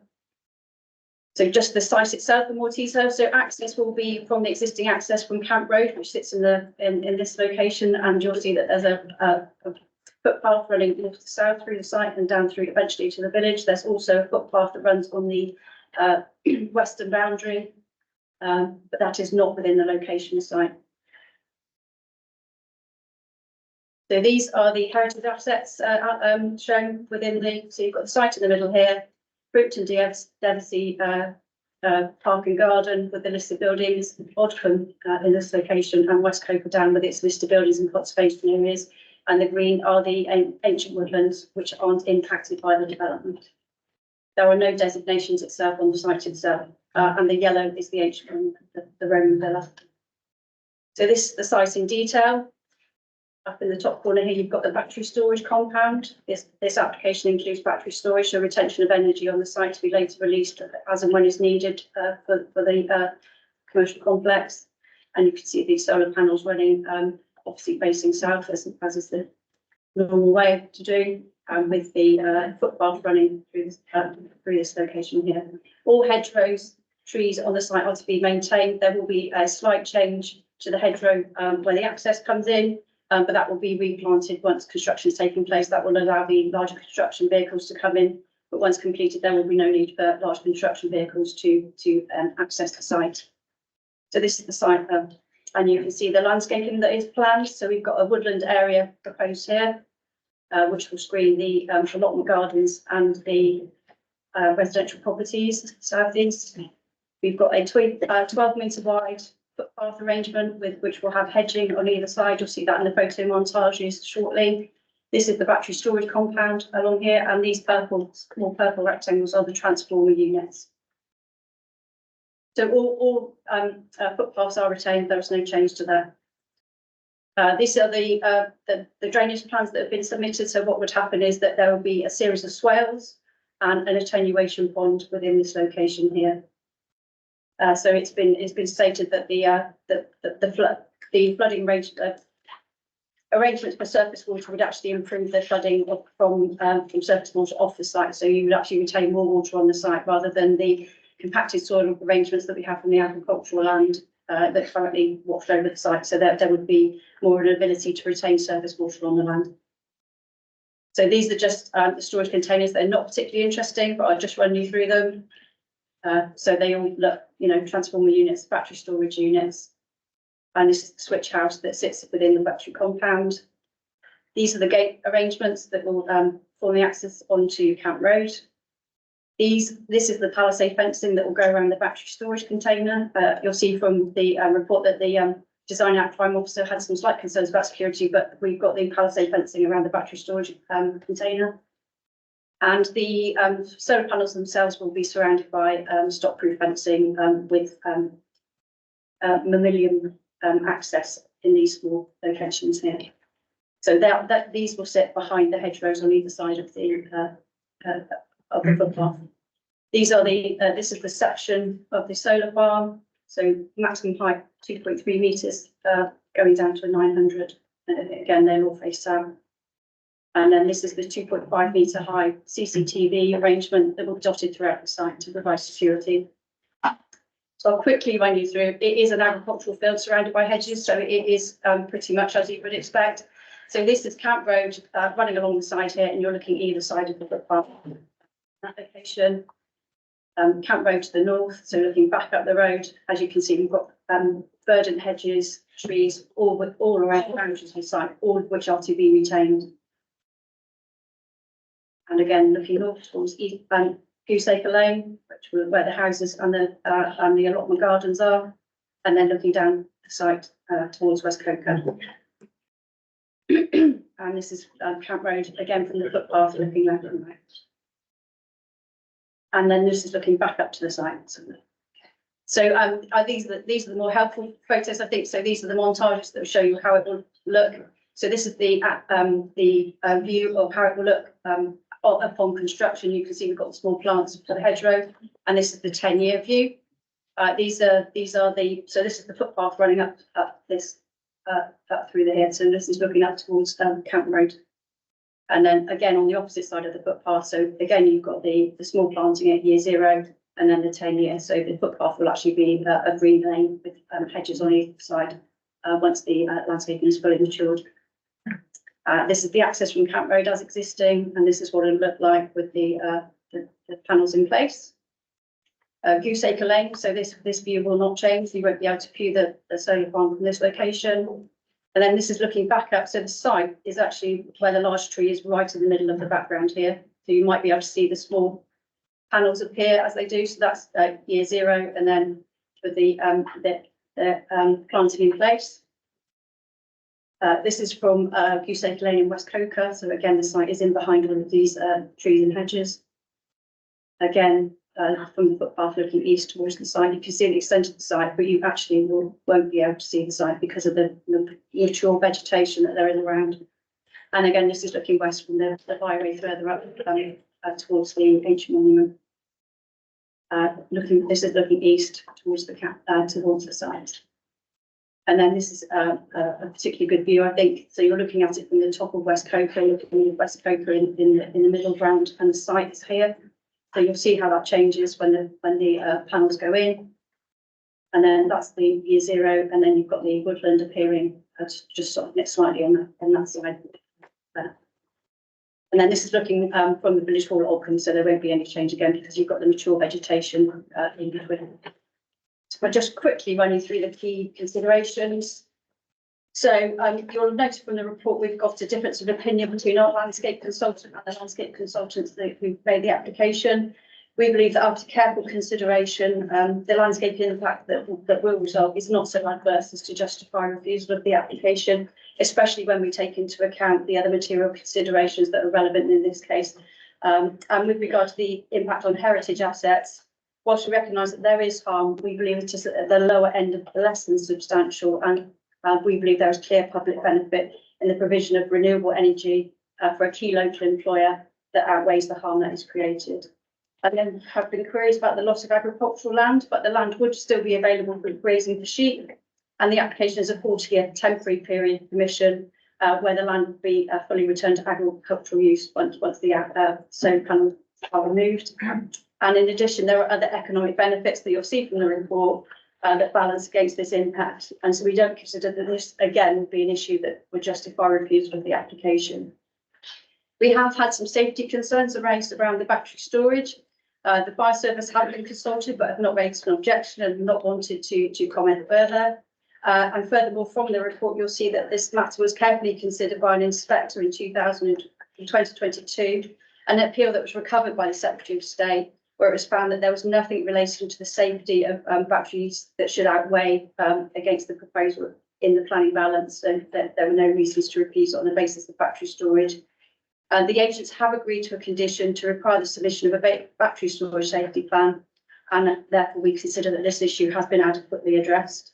And finally, we've got there's been lots of queries arising about why the existing Leonardo site wasn't used for solar panels, but they've submitted a very thorough report showing how they've looked at each of the buildings were on their site, and they would not be able to take the size of panels that the amount of panels that would be required to generate this amount of energy. Lots of them are incapable of structurally taking solar panels. That's why this site's been chosen. They went through a careful site consideration process and a sequential test to get to this site. And we feel that all of those reports with the significant economic benefit, which won't just be to Leonardo, but the wider community as well, allowed the application to be supported. So therefore, in summary, we consider that the substantial benefits resulting from the provision of the renewable energy, together with the landscape enhancements and biodiversity net gains, cumulatively outweigh the less than substantial harm to heritage assets and the adverse impact to the visual amenity and landscape character, and therefore recommend approval. Thank you. Sorry, a bit of rush through. We all appreciate the particularity. The first speaker I have on this is Martin Heath.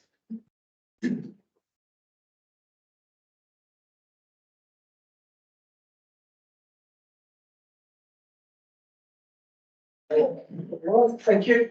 I'm a West Coast resident. I've been actively involved in the consultation process from day one. And I still have issues with points raised in the summary of the application, the recommendation to approve, and associated conditions. Firstly, in a decision to approve, considerable weight is given to landscape enhancements and significant biodiversity net gains following the removal of the panels and infrastructure. However, I do not see any guarantees for decommissioning in the conditions, and indeed an extension may be granted. So how can considerable weight be given to something that may not actually happen? Secondly, substantial weight is given to carbon reduction for the scheme, and yet Leonardo's 2023 carbon reduction plan, CRP, states that 100% of energy is already from renewable sources. This project therefore seems to be replacing one source of renewable energy with another, not replacing carbon. Thirdly, moderate weight is given to reducing Leonardo's carbon footprint. They are rightly proud that they are already delivering major reductions in Scope 1 and Scope 2 emissions through procuring 100% renewable energy. But the construction of a solar farm will surely be adding to their scope 3 emissions, which is omitted in the report. Fourthly, moderate weight is also given to the solar farms supporting Leonardo's bid for future government contracts, for which we hope they are successful. However, their sustainability programme and the CRP already appear to be industry leading and puts them in a strong position versus the competition.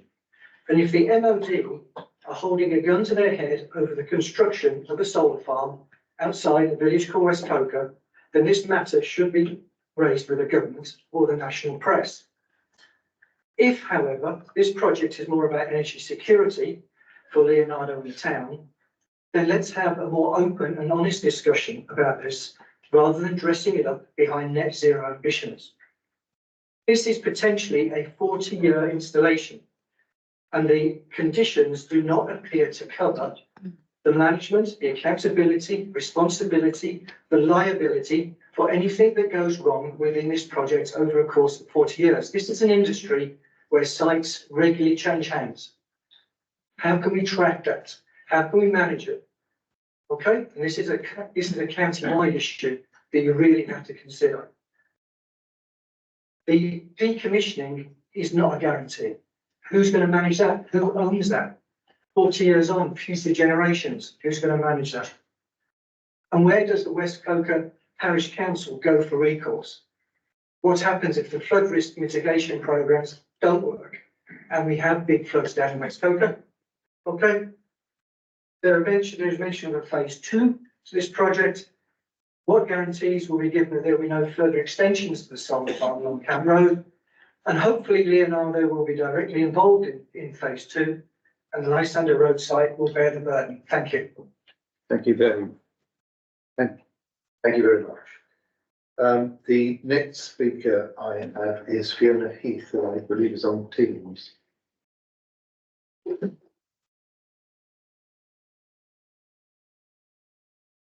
Fiona Heath? Muted.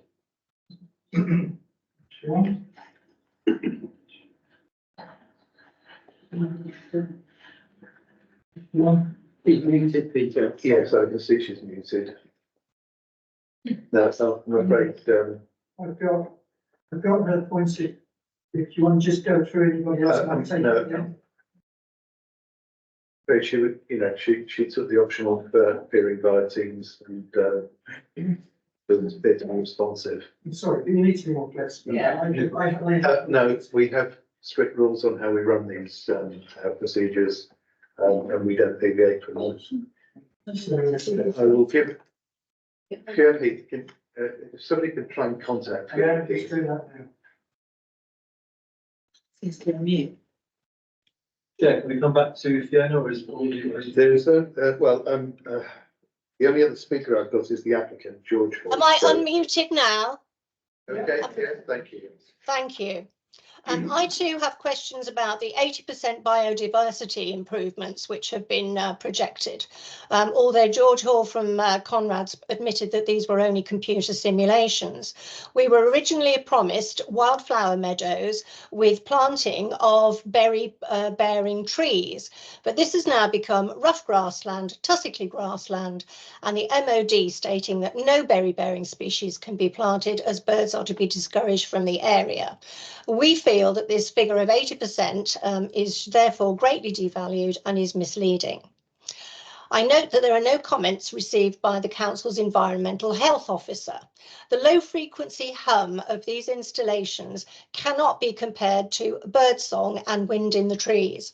What recourse would we have if an independent survey showed that noise levels far exceed these stated and cause a physiological response, which seems to have been completely dismissed? The panels are non-reflective, but physics tells us that no coating will ever eliminate reflections. We already have to endure noise and air pollution from being in the helicopter test flight paths, with 12 flights recorded over my house in one day last summer, causing the whole house to vibrate. If approved, can a guarantee be given that flights will not increase over local housing if pilots wish to avoid these fields? The sole beneficiary of this installation's energy is Leonardo. However, Paul Coombs, their VP Global Solutions UK Facilities, told our village meeting that the solar farm is nothing to do with us. Surely they should take some responsibility while receiving the financial benefit and their total unwillingness to have any infrastructure located on their site. We are also very concerned about fire and have noted the comments that you have just made. Who will take responsibility for any flood damage, any fire damage, either to the site or going down to local housing? What contingency plans will the committee ensure are put in place? I too am very concerned with decommissioning. Will we go the way of decommissioned coal mines? Companies have refused to meet their obligations, with restoration funds woefully inadequate and companies having sold on assets. We already have a situation with the North Perrott solar farm that has now changed hands before a spade has been put in the ground. Who will monitor the adherence to the 22 conditions which are recommended in the papers? Conrad Energy is a portfolio company of I-Squared Capital in Miami, a private equity company, and every single solar farm that you have approved in Somerset is owned by a different company, in turn owned by a private equity company, often based overseas. We do have extreme concerns about who exactly is to be responsible for what and who is accountable for what. We would please ask, yeah, so we feel it is in the wrong place and it's too far away from Leonardo's and there are too many uncertainties in the application. Thank you very much. Thank you. The next speaker is George Hall, who's speaking on behalf of the applicant.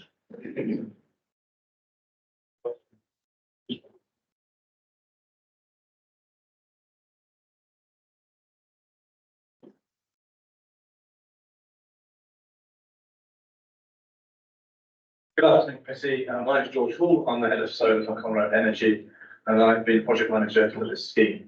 This project is in partnership with Leonardo and other local stakeholders to provide a direct wire source of renewable electricity to serve their operations. Once operational, the site will generate enough energy to power the equivalent of up to 6,500 homes. A 4-year lifespan of the solar farm will save around 80,000 tonnes of carbon dioxide. As you all know, Yeovil has a proud history of being the home of British helicopters, and with Leonardo, that history continues to thrive today, with the company being the largest employer in Yeovil. Leonardo is committed to supporting Somerset Council's target to become carbon neutral by 2030, and this project will significantly reduce their environmental impact through the use of solar energy. We reviewed the potential renewable energy opportunities both off-site and on-site and concluded, due to the lack of suitable land or buildings and the operational restrictions of the airfield, an off-site solar installation was the only viable option. We have carried out detailed search of the local area, which has confirmed this is the best available site. Alternative land in the area was either north-facing, planted to orchards, close to heritage assets, or within the safeguarding area next to the airfield. The site we have chosen is ideal, solar, gently south, southerly facing. It has no views in from the north and is naturally well screened with mature trees and hedgerows, restricting views from the other directions. New hedgerows on either side of the footpath will be established quickly to create a significant 12-metre wide strip of land that will double as a footpath and thrive as a wildlife. Conrad is proposing a substantial landscape and biodiversity enhancements, such as grasslands, a strip of new woodland on the eastern boundary, further boundary and landscape management schemes. Our biodiversity net gain predicts an 88% ecology net gain to habitat units and 39% ecology gain for hedgerow units. There are clear benefits for the soil resting and recuperating under the panels while planted to the meadow grasslands, while the land continues to be used for agricultural purposes through sheep grazing. It will return to its previous agricultural use in replenished state following decommissioning. The energy capacity of the project is just over 15 megawatts and would generate approximately 26% of the annual energy required for the facility and 19% of their total UK electrical consumption. Our planning application has involved comprehensive environmental assessment work, and in assessing the application, your officer has concluded there are substantial benefits, and that the proposal is considered to comprise sustainable development in accordance with the aims and objectives of South Somerset Local Plan and the National Planning Policy Framework. We hope that you agree this application will have a positive impact on Leonardo, Yeovil, and the local area. We ask you to support the planning application. Thank you. Thank you very much. Okay,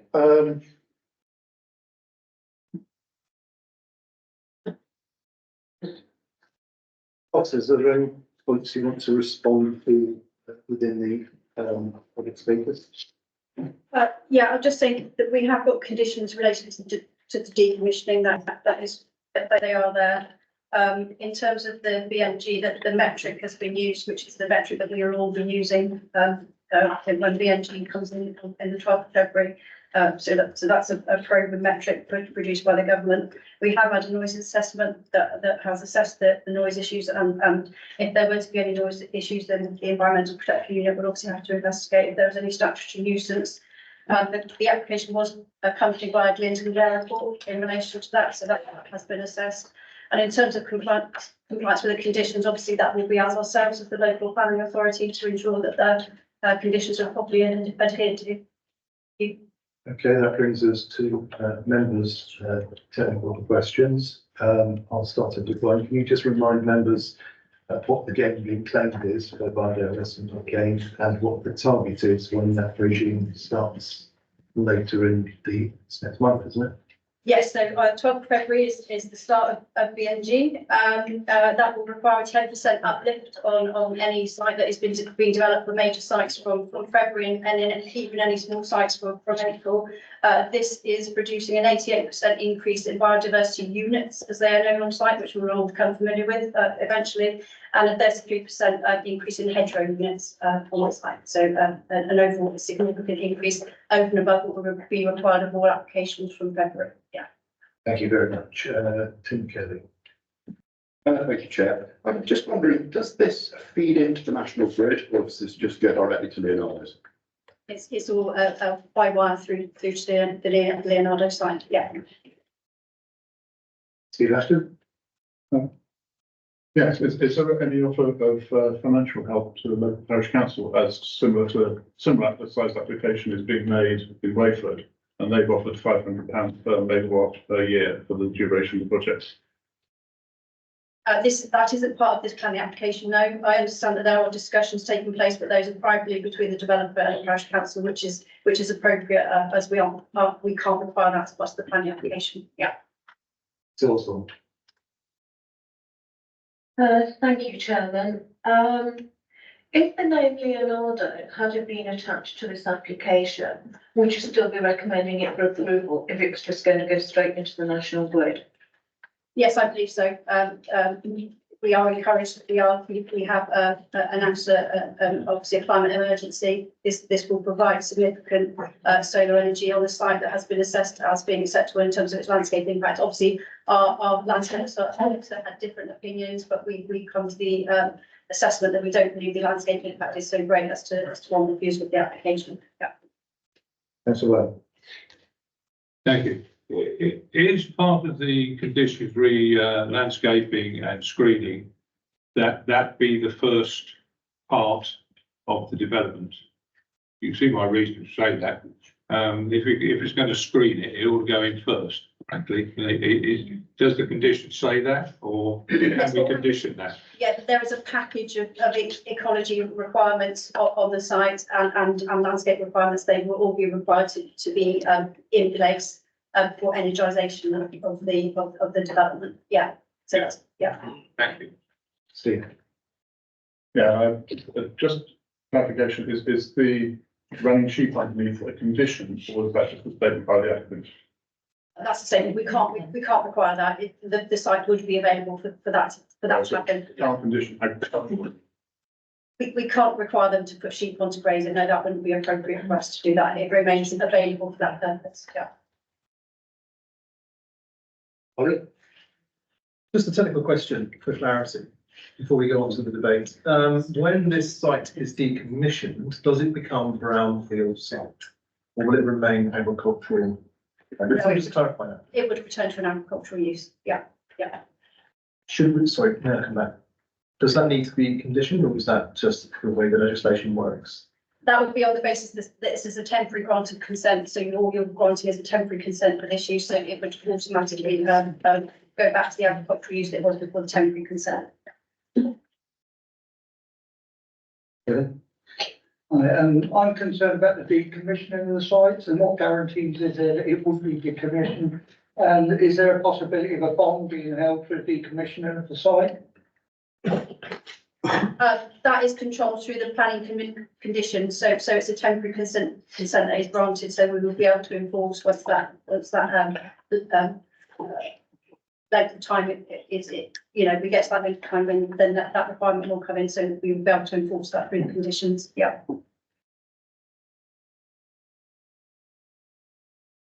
So, Thanks. I noticed in your report that this is grade 2 agricultural land, which puts it at the higher end of the best and most versatile scale. In your deliberations, how much was that taken into account, bearing in mind that the government has talked about, but I don't think has actually done it, was looking at sort of banning development on possibly grades 1, 2 and 3A land? Can I call a point of order, please, Chair? Sorry. you can, I'm not sure whether it is possible. I'm going to go anyway. Okay. It's my feeling that this should be passed for debate. Yeah. And not necessarily a technical question. I was merely asking councillor Patrick, how much was the fact that it is grade 2 land factored into the calculation? I know you've written considerably about the heritage impact, but not necessarily about the impact of agricultural land value. Sorry, there's a question. Can you stick to just a question? Sorry, that was the question. Yeah, How much did the fact it is grade 2 land come into your calculation? We have obviously addressed that in the report, and clearly that's a factor in the balance that we have to make when weighing up whether to support the application or not. I think key to this is it's a temporary land, albeit 40 years. It will still be available for agricultural purposes, and obviously there are the other material considerations that we need to weigh up at that time. And we didn't consider that the agricultural land value in terms of the impact of this development on that was sufficient to recommend that the application be refused on that issue alone. Yeah. I'm not seeing anyone else with any questions, so we'll move to the debate. Councillor Curley, would you like to lead the debate? Councillor West? Yes, okay. Having dealt with us, a number of these applications for solar panels on many occasions, the thing that struck me on this one is that the normal objections to visibility. And actually, apart from the lady online, I don't think there's been one mention of the damage to the visibility of the heritage site and the villages at all. So apart from that hasn't come into this. I think we have no reason to object to this application. Councillor Ashton? Don't get out of the room. Very similar. I don't see there has to stand one for objection. I don't think noise is an issue. Visibility, it's well screened at the moment. And I don't think it's immaterial whether it's private wire supply or national grid. That's all. Yeah, I do have concerns like this. Personally, we're taking out grade 2 agricultural land, which we really actually shouldn't be doing. Of course, there could come a requirement when we do need to actually feed ourselves a little more than we're doing. And I suspect that point is a little closer than some of us perhaps realise. We've also sort of had a very passing reference to policy SS2, which is about development in open countryside. And this is, no doubt about it, a very urbanised development. And I think we need to think very, very carefully about the implications of putting an urban industrial development of this type in a very rural area and so close to a number of heritage assets, because we also have to maintain our unique landscape, and we are cutting into it quite significantly by doing that. You're impacting on a village with considerable conservation assets, Broughton, Durfey, and other sites that have been listed. So, to be honest, I'd be very uncomfortable supporting this, even though it is renewable energy, but also written into there, it also states that it shouldn't be automatically that because it's renewable, you should do that. There are other things to consider as well. And I think there would be considerable harm in the long term to those assets. And also, again, the whole principle of taking out grade 2 land, I don't think it's something we should be doing.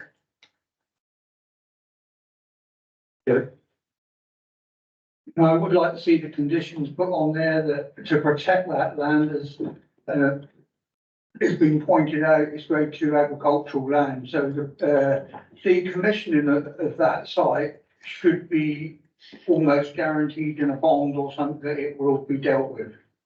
Thank you.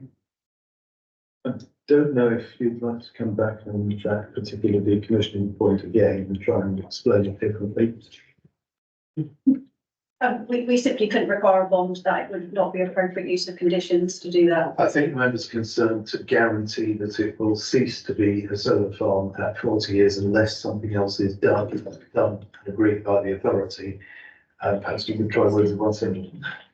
There is a planning condition that requires that it is decommissioned after 40 years and 6 months. It's very plain within the first conditions. Yeah. So this application is temporary and ceases to be, so it becomes unlawful development if it's still there at 40 years and 1 day. And part of this condition requires a decommissioning plan at the end, which is, sorry, it's 40 years, 6 months and 1 day, beg your pardon. The last 6 months of the decommissioning, but that's written into this permission. Are you content with that? I think that goes to the heart of the work. I should be supporting this application. But just a reminder that this does feed into the Yeovil Town Council's pact as well. So this was, we've already had a presentation ourselves and long discussions on that council. So we can only deal with the application that's in front of us. We can't really question whether Leonardo is going to be here tomorrow or in 40 years' time. It is only temporary. Yes, I should be supporting and happy to propose it. Thank you. Now, I am the division member, so I've taken the liberty and I've actually given a speech. So if you'll indulge me, I'll take you on a little journey. I've done a lot of work on this site. I wrote this speech with lots of love.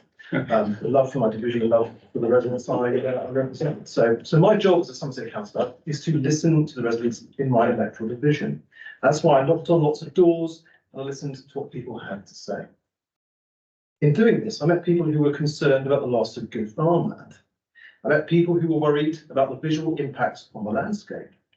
I met people who thought renewable energy was a con. But I also met people who said losing some green space is a small price to pay for tackling climate change. I met people who said they would rather see solar panels in these fields instead of houses. And I met people who said they quite like the idea of this land not being intensively farmed for a few decades. Safe to say there were a lot of different views. I think it's fair to say I've done quite a bit of work on this, including walking around the site in rain so heavy the dye ran out of my hat and stained my face. When I dried out, I considered at great length, over many months in fact, whether or not this development was in conflict with any of our local planning policies or national planning policies too. For example, I considered whether it conflicted with SS2, which was just mentioned, which places restrictions or some restrictions on development in the open countryside and in rural settlements. However, it is my view that an objection on SS2 is not possible. In line with this policy, SS2, this application will provide considerable employment opportunities. And crucially, having canvassed public opinion, it is my experience that this application enjoys the support of the local community. I have considered whether this application conflicted with EQ2, which is the General Development Policy. The question I ask myself continually was, and my wife will bear testament to that, she was often my soundboard. Does this development preserve or enhance the landscape character? It is a fine balance because the land is undeniably changing in appearance and in a way that's not in keeping with the unique character of this area. First solar farm in this area for some miles. After all, the view of the site from Coker Hill to the south of the village will change and at scale, as you've seen on the maps on the visual assessments we saw earlier. Yeah.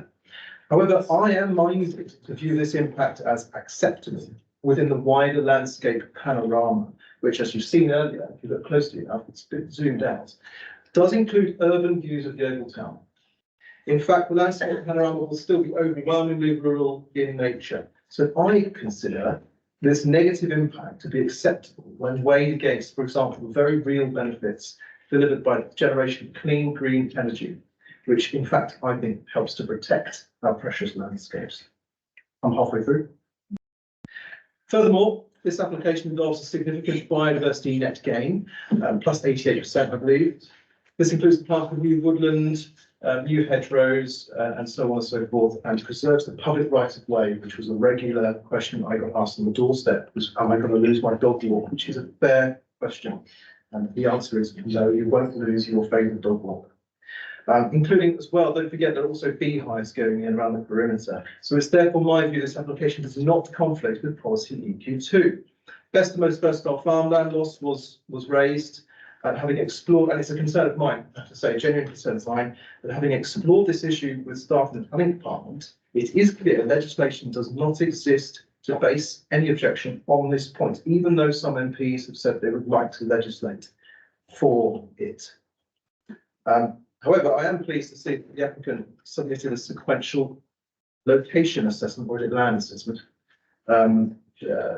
document anyway. I do accept the results of that assessment, and I am content the developer has considered other viable alternatives, but that this development gives them the scale they need, even though it means taking productive farmland out of production temporarily. However, where I do think it is possible to base a refusal is in relation to pollution control, which is our policy EQ7. Up until recently, I was not satisfied that this issue had been addressed. So in my formal response to this application in October, which feels a long time ago, I did object on the basis of EQ7, as well as the MPPF chapter 15, paragraph 185, they're a mouthful. I'm nearly done, Chair, fear not. After all, no less than 6 shipping containers will be going on the site and they'll be full of batteries. I was very disappointed to see that Somerset, Devon and Somerset Fire and Rescue did not give comments about this fire risk.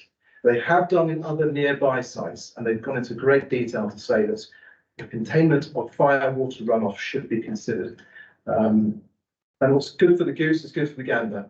If that condition is attached to another nearby site, it should be to this one. And that's why, by original objection, I am withdrawing, because I think that the addition of this new policy, this new amendment, which was detailed earlier, about the containment specifically of fire water runoff, addresses my concerns. I will skip to the end because I'm losing the audience now.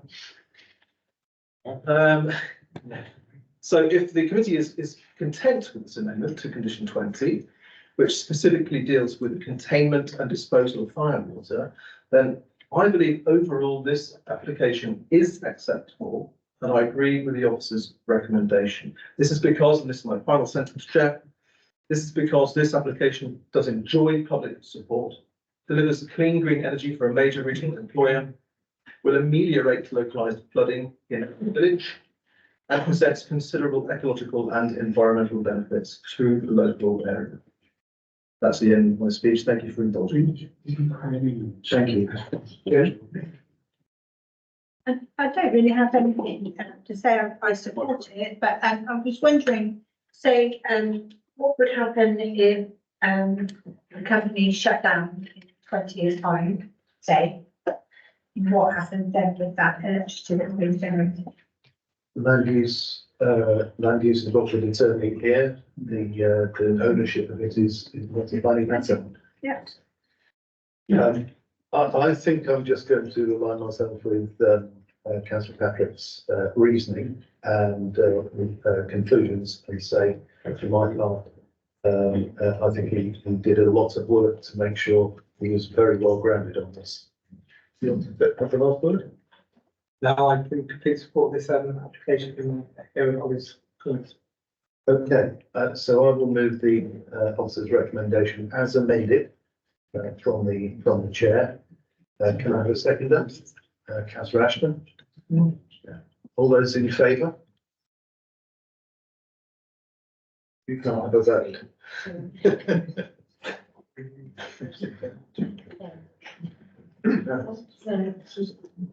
That's what that's. Those against? Those abstaining? Thank you, Sue. That's clearly carried. We'll move straight into the last application. This is 22-02118 L, the land west of Silver Street. We'll just take a moment while I was planning it to rearrange themselves.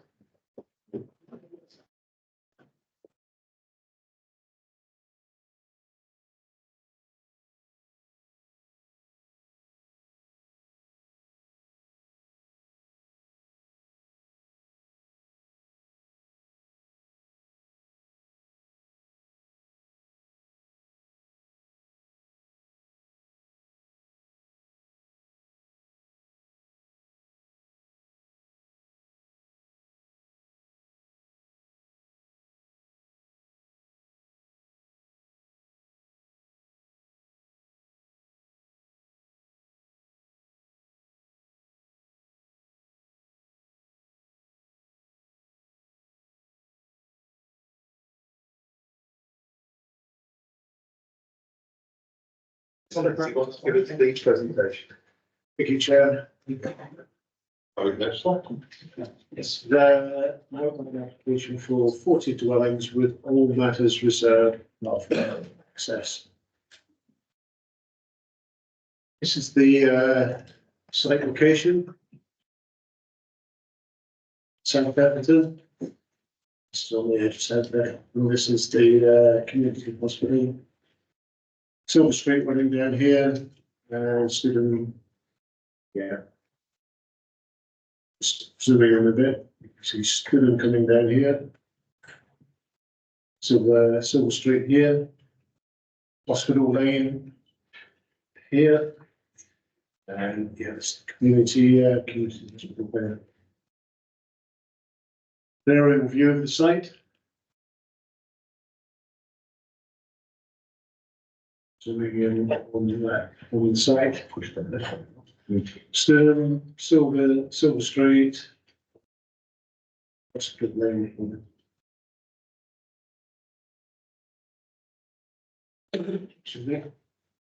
It's an outline application, as previously mentioned, with only the access under consideration. Just for bearings, Sturm's here. Silver Street one's down here. And this is Hospital Lane. This is an indicative layout only. It shows that 40 houses can be accommodated on site, while leaving significant separation between the existing dwellings on Silver Street and Student, and good level of landscaping. Open space. Access is formed here. Highways have provided a further verbal update that in terms of safety, the preference is to have a staggered junction rather than a crossroads arrangement. From their evidence that a staggered junction is safer and provides less areas of conflict. This is number 51, which forms part of the application. On the side of 51 is a garage, which is to be demolished to allow the footpath access. onto Silver Street.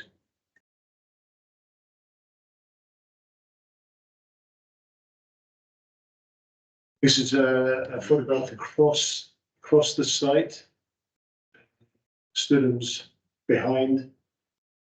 These are the dwellings down Silver Street. We're panning round.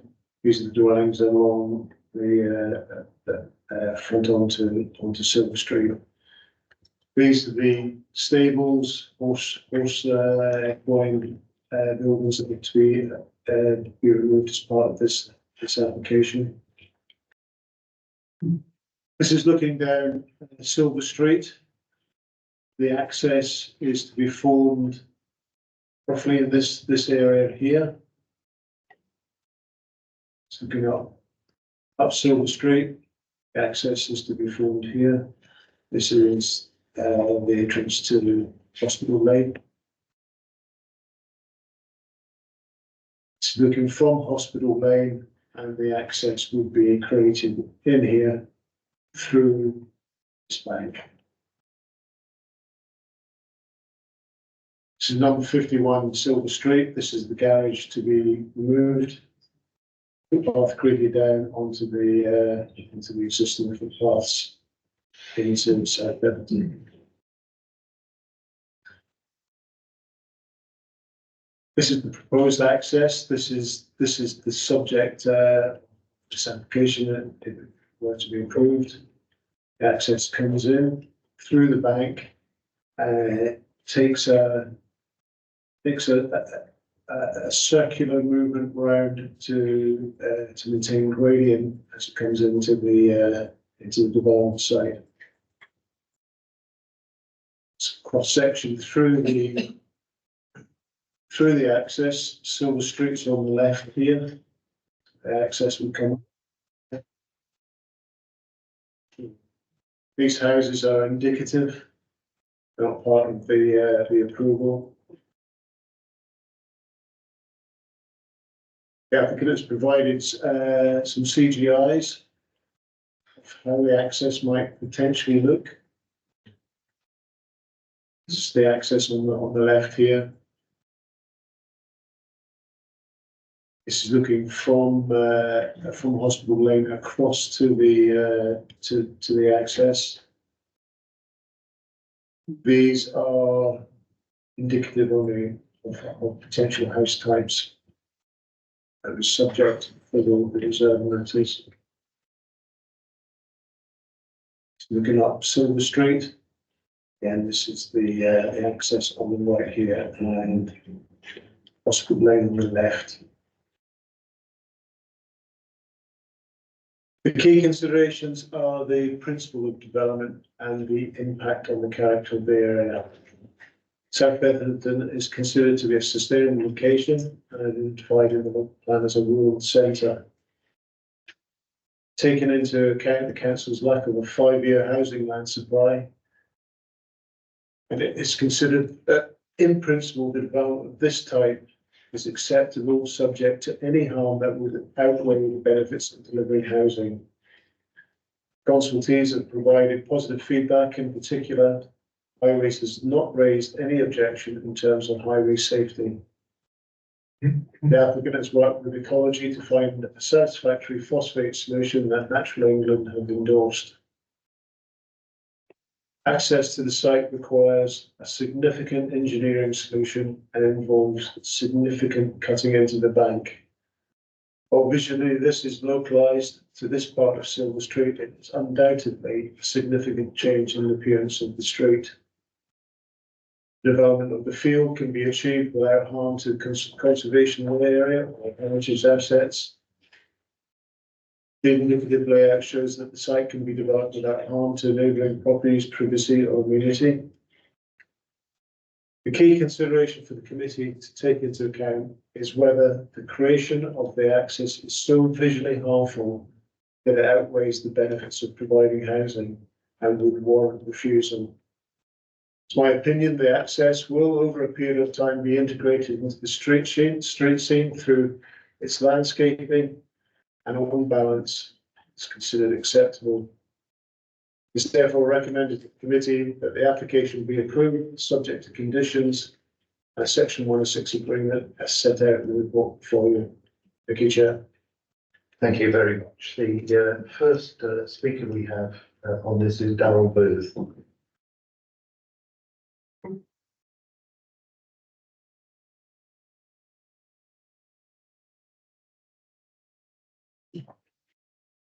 Chairman, members, thank you for the opportunity to address you. Chairman, I regret your officer's report fails to properly consider the landscape sensitivity of the site.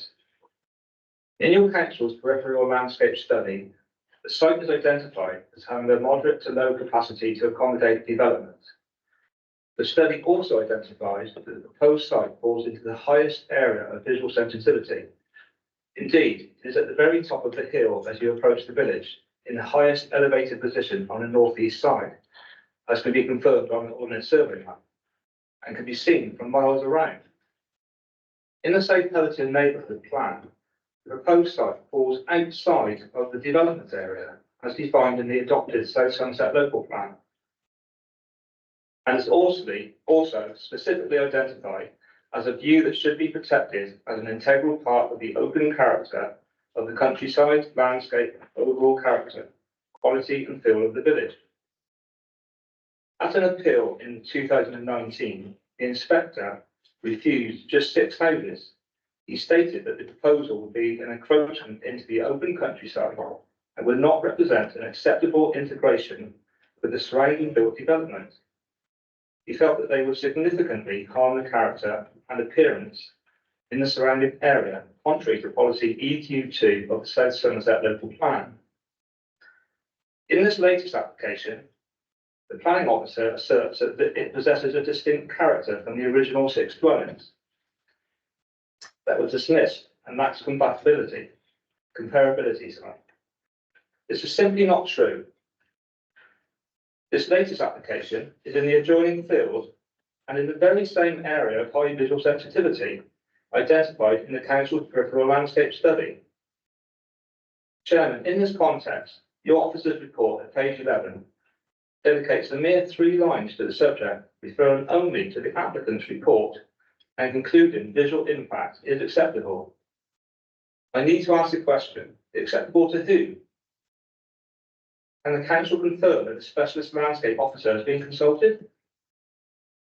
This opinion is not born out of any independent professional assessment and is contrary to the opinion of South Petherton Parish Council, the planning inspector, and indeed your own council. At the very least, the proposal should be assessed by an independent qualified landscape professional. Chairman, members, at this time, I urge you to vote to refuse this application for the reason that it would not accord with policy EQ2 of the local plan, where it requires development to reinforce local distinctiveness and respect local context and conserve and enhance the landscape character of the area. Thank you for listening to me. Thank you for finishing that. Next speaker is Sarah Beaufort.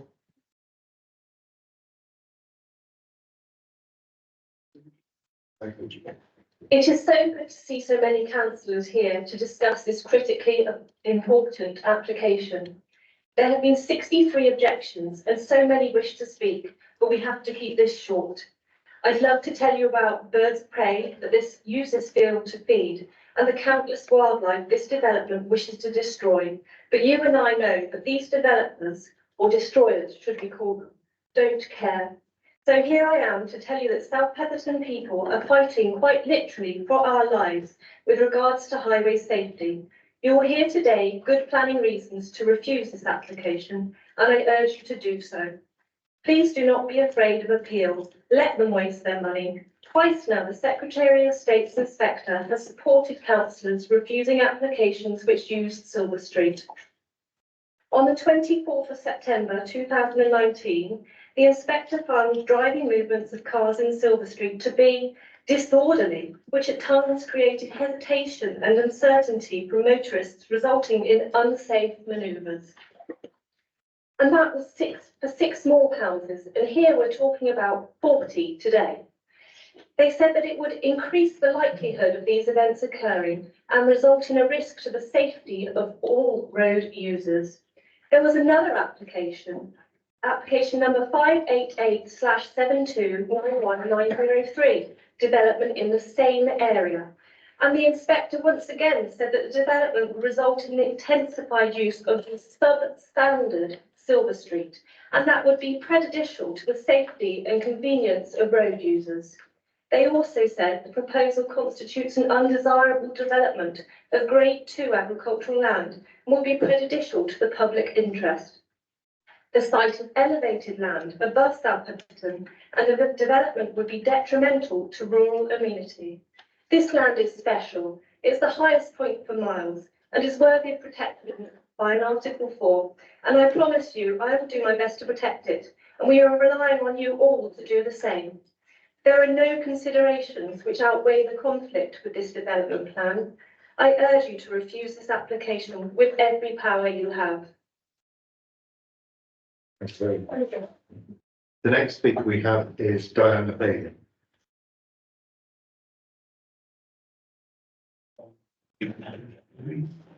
Chairman, members, thank you for giving me the opportunity to address you.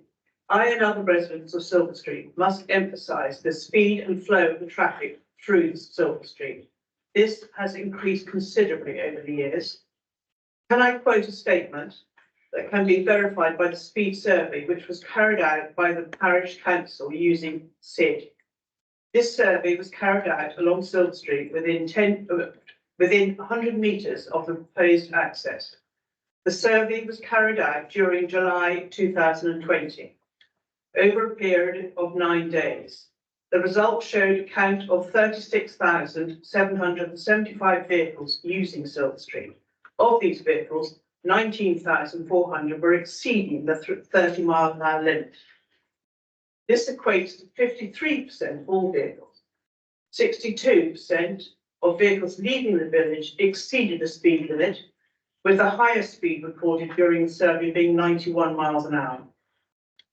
Using what appears to be the accepted average of 8 vehicle movements per day per dwelling, the proposed development of 40 units would create 320 vehicle movements per day. This adds an additional 8% of traffic to the already congested Silver Street. The applicant's report states an exceeded 1 two-way traffic movements per dwelling per day. I cannot find anywhere in the planning officer's report any challenge to the applicant's statement. The applicant has sought to alleviate the lack of car parking along Silver Street by offering to rent some parking spaces on the new estate to the residents of houses already on Silver Street. The residents have no use for this offer, as they are at present parking on Silver Street in front of their homes. Many of these houses are built into the hillside and therefore have no access unless you wish to enter through a bathroom window. Residents would be forced to leave their cars, walk through the housing estate, down a hill and onto the carriageway, where there is no pavement. I urge you to refuse this application due to the unsustainable increase in traffic and danger to local residents on Silver Street that this proposal would create. Thank you for your time.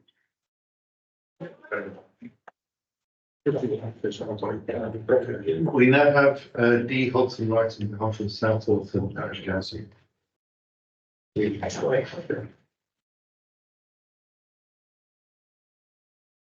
Residents are so concerned about highway safety on Silver Street, they have commissioned at a considerable cost their own transport survey. It is entitled LVW Highways Review and it's in the documents section. While you read it, I'll give you the pedestrian experience of Silver Street, where the applicant wishes to add an extra 320 vehicle movements a day.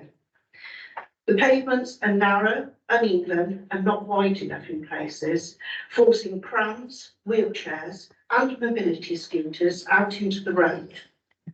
There are many places where there is no pavement at all, and often a pedestrian can be forced against a wall by a car pulling in to let another oncoming car pass. There are steps and barriers on the very high raised pavements, which are totally unsuitable for any but the fittest. The dangerous practice of walking in the road continues on and off for about the next half a mile into the village centre and the primary school. Please see photos on page 8 and 9 of the transport summary. As a car driver, driving becomes a slalom along Silver Street, where you are constantly pulling in and out around parked vehicles and other hazards. At the student planning appeal, the officer concluded that the development of 6 extra houses would have an unacceptable, harmful effect on highway safety.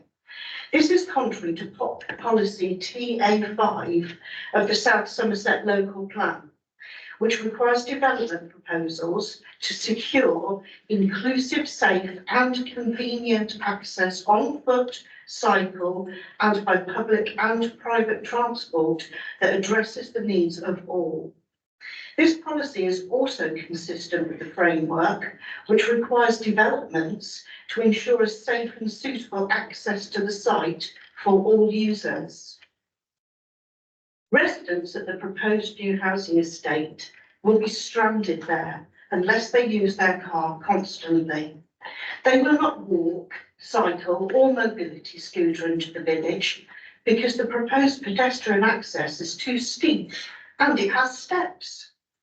The level difference of between 6 and 8 metres from Silver Street to the field in question demonstrates that an acceptable access road and pedestrian access will be impossible to achieve. The new access will create a dangerous crossroads with Hospital Lane. Silver Street is already not fit for purpose or safety, contrary to policy BEH3 of the neighbourhood plan. There is no safe pedestrian route to anywhere, not even the doctors across the road, and this does not agree with your policies or the policies written into the neighbourhood plan. Highway Authority cannot alleviate concerns of pedestrians walking in the carriageway. It represents a severe highway safety concern, and the Highway Authority has no alternative other than to recommend refusal. Thank you. Thank you very much. We have 2 division members who want to speak to us. The first is Councillor Joe Bradley. Yes, please.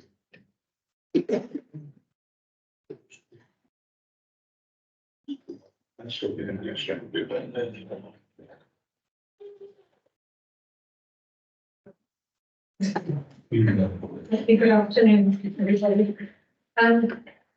I think that we've heard a great deal from the neighbours, and I think the most important thing that I want to say is that if this is allowed the access, it's going to be the most enormous scar on the side of Silver Street. Street that at the moment has lovely hedges. The access proposed is at the very narrowest point of that street. If you look, that's not the right picture, but if you look at the other map, you can see how very, very narrow it is. And has been said, there are cars parked along the road. The proposed parking spaces, they're absolutely useless. I have to illustrate that. This part of the village is really very special. This is where you come in from the countryside and you gradually come into what is one of our most charming and characterful villages in South Somerset. And this proposal is not full of charm or character. It would be a huge blot on the landscape. As has already been said, the local plan EQ2 says that we should have high quality design, promoting distinctiveness, preserving and enhancing the character and appearance of the district. This proposal does none of those things. The indicative designs of the houses, they could be anywhere. They have no local connection to the character and design of South Petherton, and you will not be able to see most of them, which is what is the point of being a part of a village if you're not really a part of it at all. You cannot access the amenities and services without taking your life in your hands or those of your children, because the road is so dangerous. There is no pedestrian access. I really think that this is a very, very poorly thought out application. And I ask the members here to look very carefully at how dangerous this is. Just looking at the width of the road, you can see there the parked cars.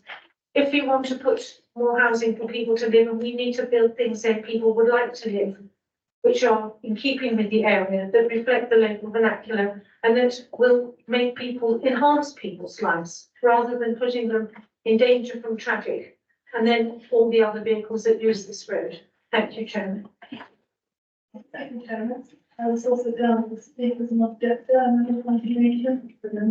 I'm sorry, who are you?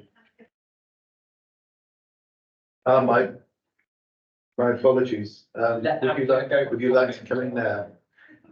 No, you don't, 'cause actually, I need a quick loose stop. I think we've got a win-win situation. I do apologise.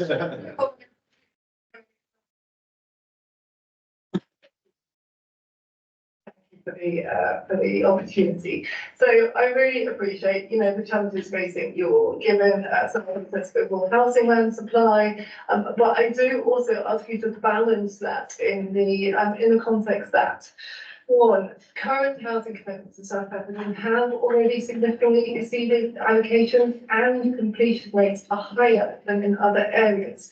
So there is a question of equity from a resident who lives in Pepperton. The local neighbourhood plans set a target of some 229 new houses for Pepperton to 2028. I understand that we've already reached 319, and that's at the beginning of 2024. So we're nearly 100 over.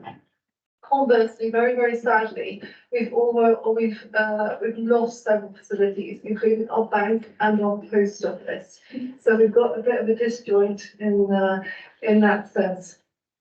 Two, in the South Pepperton neighbourhood plan, it's already been mentioned, the site was not identified as one of the potential development areas, and indeed was categorised as having low to moderate capacity to accommodate development. As has been mentioned, neighbourhood plans take a lot of effort and participation. They're the most democratic channel that we have for reflecting the views of Pepperton residents as a whole. It took a lot of effort. So if I've understood correctly from the officer's response to a previous case discussed today, it is not to be completely ignored. The neighbourhood plan still bears some weight, and we would urge you to consider that. It's quite difficult if you don't know the site from the pictures to understand the topography. But I want to highlight just the issue of flooding. In the drainage strategy, as I understand it, that's a soakaways test, but it will still, I think, within the current drainage strategy, still require 4 metre high clay bunding to prevent flood mitigation to the downstream properties. At least 10 of the properties that you see adjoining this proposed site along Silver Street are at ground level on the road. So the site and where the hard standing and all the runoff is going to accumulate is going to be a significant elevation to the properties, most of the properties along Silver Street. We all have retaining walls, which are needed around the garden or at the back of our houses. So we are significantly worried about the impact on these retaining walls with the increased surface water that you're going to get. We also want to flag that there was recent flooding along the access roads to Martock at the bottom of Fitway Hill. Some of that surface water is still there. This is where we think the water is going to increase that risk of flooding where those main access roads to Martock and East Lambeth were cut off. So we would urge you to take that into consideration, and thank you for the opportunity to speak. Thank you. Right, Councillor Dodds. Sit down now, I'm crossing my legs.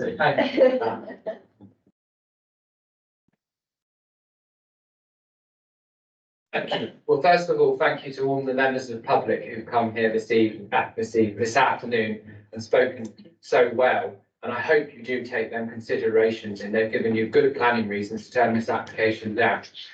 First of all, this application site is outside the development area and is contrary to South Pepperton's neighbourhood plan. So what is the point of parishes having neighbourhood plans if we don't keep them? So there's lots of reasons this doesn't fit into our neighbourhood plan. So why should parishes spend vast sums of money if this council then recommend approval for planning applications? It's prime agricultural land, a greenfield site. Also, the access is opposite Hospital Lane, as you've seen in the picture. If you could put picture 13 on, please.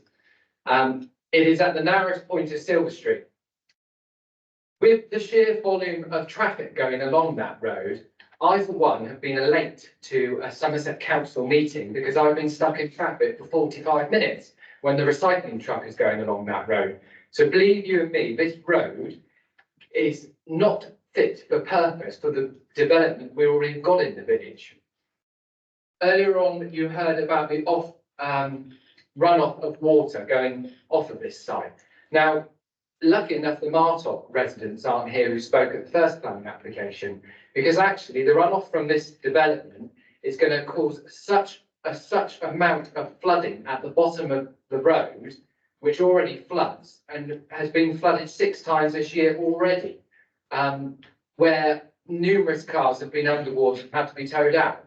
If you take all this land out and make it all hard for development, the water is just going to go down and flood the access road to Martock, which is also used for ambulances and the main route for Martock getting to South Pemberton Doctor's Surgery. The traffic along Silver Street, you see, obviously we've got parked cars there all the time. You would have seen in one of the pictures you had on a minute ago, someone trying to walk to the doctor's surgery. Now, someone walking to that doctor's surgery, there you go, in red. Someone walking to the doctor's surgery has already been hit off and ended up in hospital due to a car going along that road.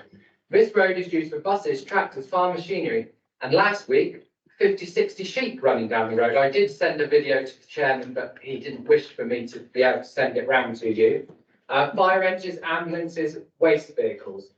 The pedestrian access is a bit of a joke, really. You're taking down a parking space, a garage, which actually, if you look at the picture of the garage, is quite a nice old building. You can see the line pointing on that building. So you're ruining an old building in the community to put a diabolical entrance up a slope with narrow pavements. And if you look at the narrow pavements there, if I had my pram walking along there, I wouldn't actually be able to get along that pavement. I'm wrapping it up, Peter. Stop waving your finger at me. Thank you. The visual access entering into the village will be severely destroyed by this development.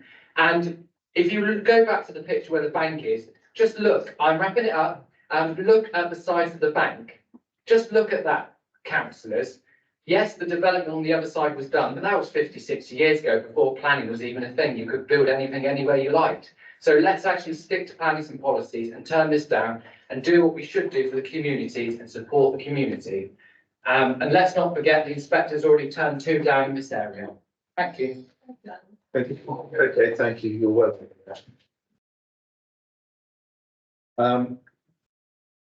The last speaker, I believe, on this is Brittany Little. Sorry, Brittany Little, beg your pardon. Been up today. You can call first, all right.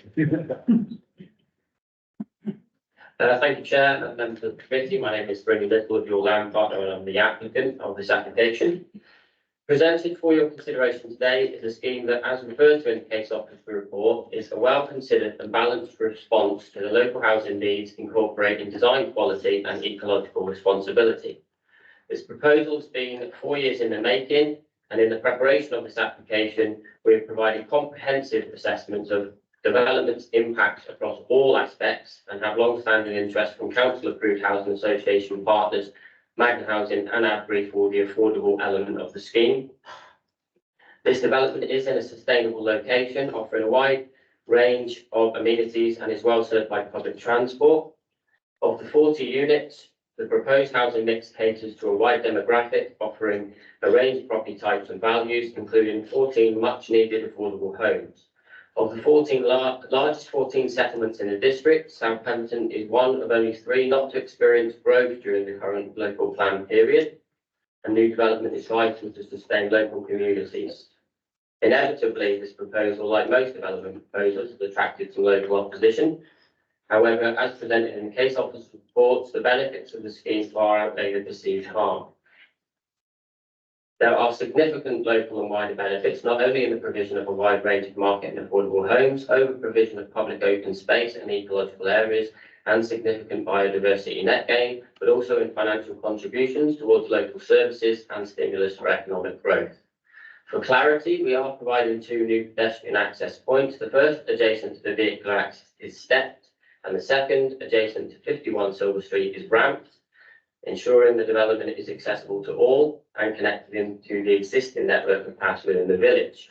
A new staggered vehicular access onto Silver Street, as shown in the images in Mr. Beachman's presentation, is acceptable to the Highway Authority. And as highlighted in his report, the benefits outweigh the visual alterations, making it acceptable. Careful consideration has been given to the aesthetics and visual impact of both the access and the development itself, resulting in a proposal that is in keeping with the setting, complements local character, and is mindful of the natural environment. This application offers no material reasons for refusal, is in accordance with policies within the national framework, local and neighbourhood plans, and falls under the presumption in favour of sustainable development. Thank you for your time and consideration. Thank you very much. Thank you. Thank you very much. Brief. Connell, could you quickly counter through your response to the points, particularly the harms raised by the speakers, and perhaps you might have said consider bringing to our attention which are significant and demonstrable. Okay, I don't know where to start. There's so many points raised. If I can take you initially to the appeals that were raised. This is the area that application came in for some housing along here. One of the inspector's reasons was highway safety. The junction with Student with Silver Street is very constrained. So trying to exit out of Student onto Silver Street, visibility is very, very poor. It's not the same with the proposed access, which highways have looked at and considered acceptable in terms of visibility, in terms of access onto. One of the points raised was the potential water coming from the development onto Silver Street, and because we're at the outline stage, the exact detailing of the of water prevention going onto the street hasn't been made clear yet. Done at the reserve matter stage, but there is a condition on there that prevents water coming off of the development. The LFA have commented on the flood prevention measures. Again, that will be outlined in the detailed stage at reserve matters. But the LFA are happy that can be achieved.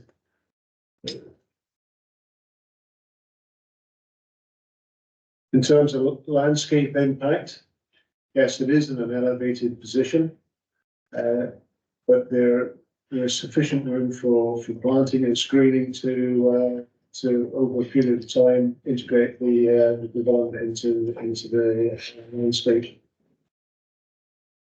Sole Chair, thank you.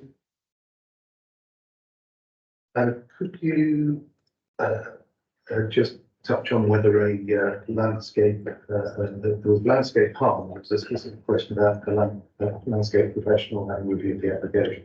This hasn't been reviewed by an external landscape officer.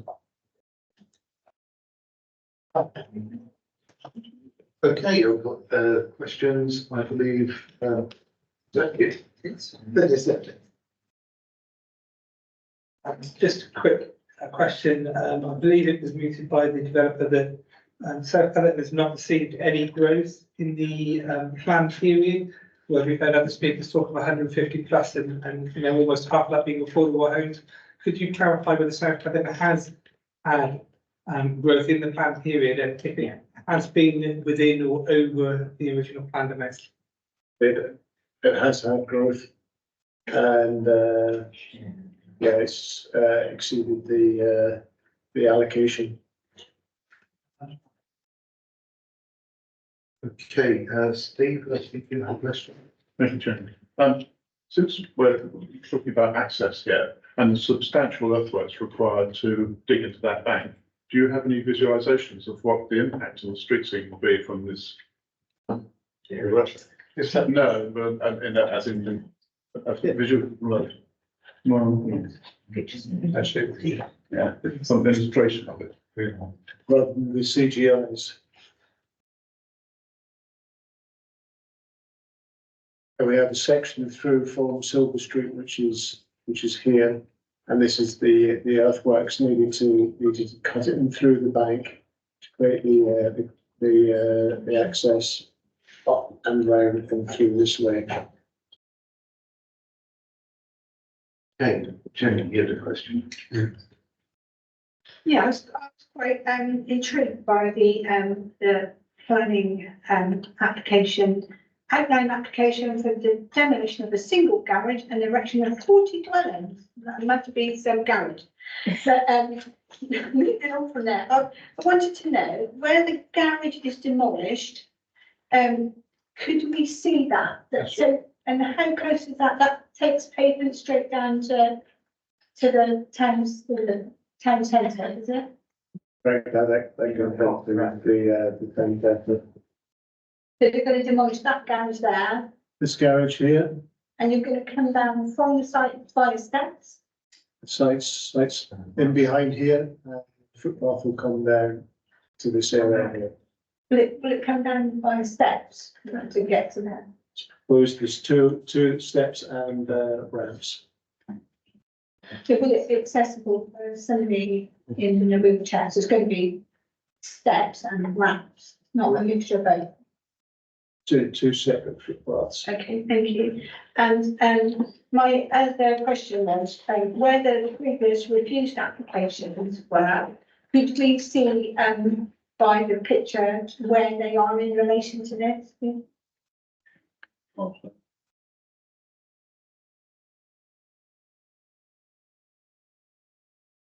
This is the site here. This is where the proposal was for, that was refused. Okay, yeah, something. So, there's some questions. Yes, thank you, Chairman. I think the photo possibly Steve might have wanted, but it is a CGI image, was picture 17.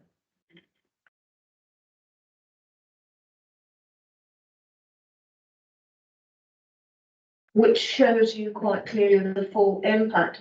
In your presentation earlier, Colin, you said that they weren't looking at that they changed to a more staggered junction, they were looking at relocating, because to me, when that is, that looks more or less like you're going to go straight across, certainly from that CGI angle.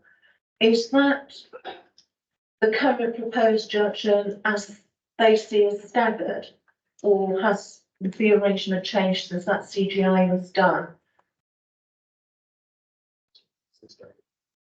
Yeah, if I'm trying to zoom in on this.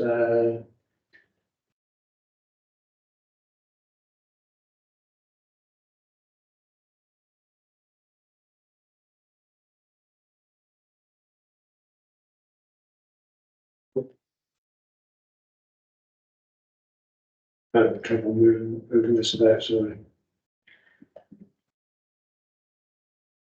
If you can see, that's Hospital Lane there. Yeah. And this is the proposed access here. So it is offset.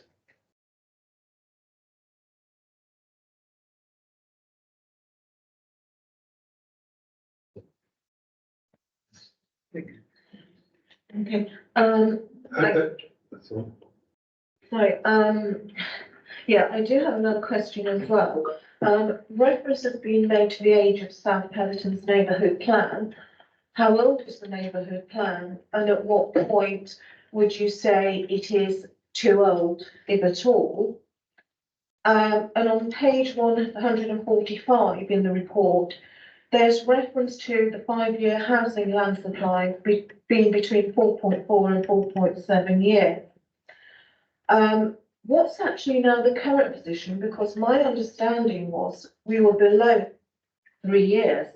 And also, if we drop below 3 years, what impact does that have on the validity of the local plan?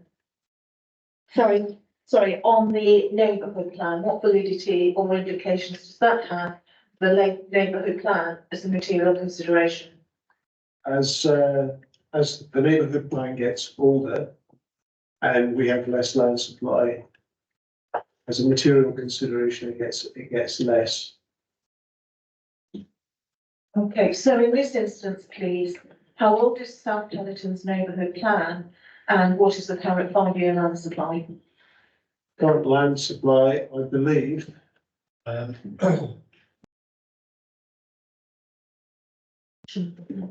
it's a bit of a moving target. Yeah, I mean, we discussed this just before Christmas when the NDPF was updated. We're not clear that we're allowed to use an alternative to the standard methodology at this point because we don't have a local plan we can hang the evidence base from. So the likelihood is, and I can only give you a range, the likelihood is it's between about 2.85 and 3.1 years. I think the point you were making about the status of the neighbourhood plan is in the NPPF until December, if your housing supply fell below 3 years, that you could set aside the neighbourhood plan. That provision was taken out in the NPPF in late December. So even if our supply was at the bottom end of our range, i.e. 2.85, that doesn't mean you can discount the neighbourhood plan, which you could have done in November and previously. And I think that was the NPPF change that you're probably alluding to. Yeah, I was aware there was maybe some changes coming on that front. But you gave the impression earlier in your answer that the older the neighbourhood plan. Can you try and keep it brief, please, because you're going to talking out the application, we'll have to hit the whole lot again. So can you please keep it to just the question? Yeah, basically all I want to know was what weight does the neighbourhood plan carry when you assess this application? It still carries weight, and the neighbourhood plan's 2015. Thank you. And that 2020. Councillor Best. Yeah, can you put the picture of the garage again, please? Yeah, is this just a garage? It looks like it's got a ring above it, it looks like it's got something in the back. Do you enter the upper room from the house or? Sorry? No, we're taking it down, I can ask a question about it. Yeah. So, and also with access, is there a drawing that shows what's left? And how that's going to be? Is there a parking space? That looks like it's a double garage. So there's going to be quite a wide space when you take that out. Is that just going to be open? Are you getting some parking or what?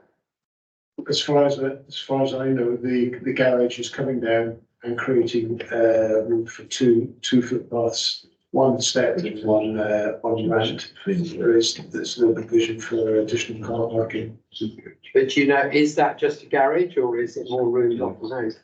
I don't know what the internal arrangements is. So I'm actually looking at the picture, it's a bit more than just a garage. It looks as though it has potentially storage above.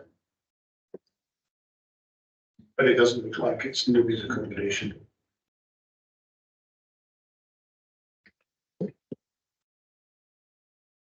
Okay, we can, I'm not seeing any further questions, so we can move to the debate. Mike, do you want to lose off? No, go on, that's somebody else to go. Martin? I have grave difficulty with the purpose of this application is for access. And that's what there we are. And although it's been said by Highways this is suitable, I have to say I agree with the objector in this case. It is, in my view, it would be extremely dangerous, not suitable, and unless they can find another way in lower down where the land isn't so steep, I'm going to object to this, so I'm going to not support this. I quite think this, I think, the access just further down the hill to. Sorry, you took this off. Thank you. Wow. There's an entrance just about 100 yards further down, which is pretty much identical to this. And so the complaining about this impact on the street scene would be incongruous, really, because there's already an entrance about 50 to 100 yards further down on Pitway Hill, up the same slope, and very similar profile to this. Councillor Thorne? Sorry, I wasn't stepping at this point. Well, we're in the debate, so this is your one chance. Kevin? My concern would be over that entrance and the dismantling, which looks quite an interesting building, that garage there, and potentially lost to an extension to a house that's there.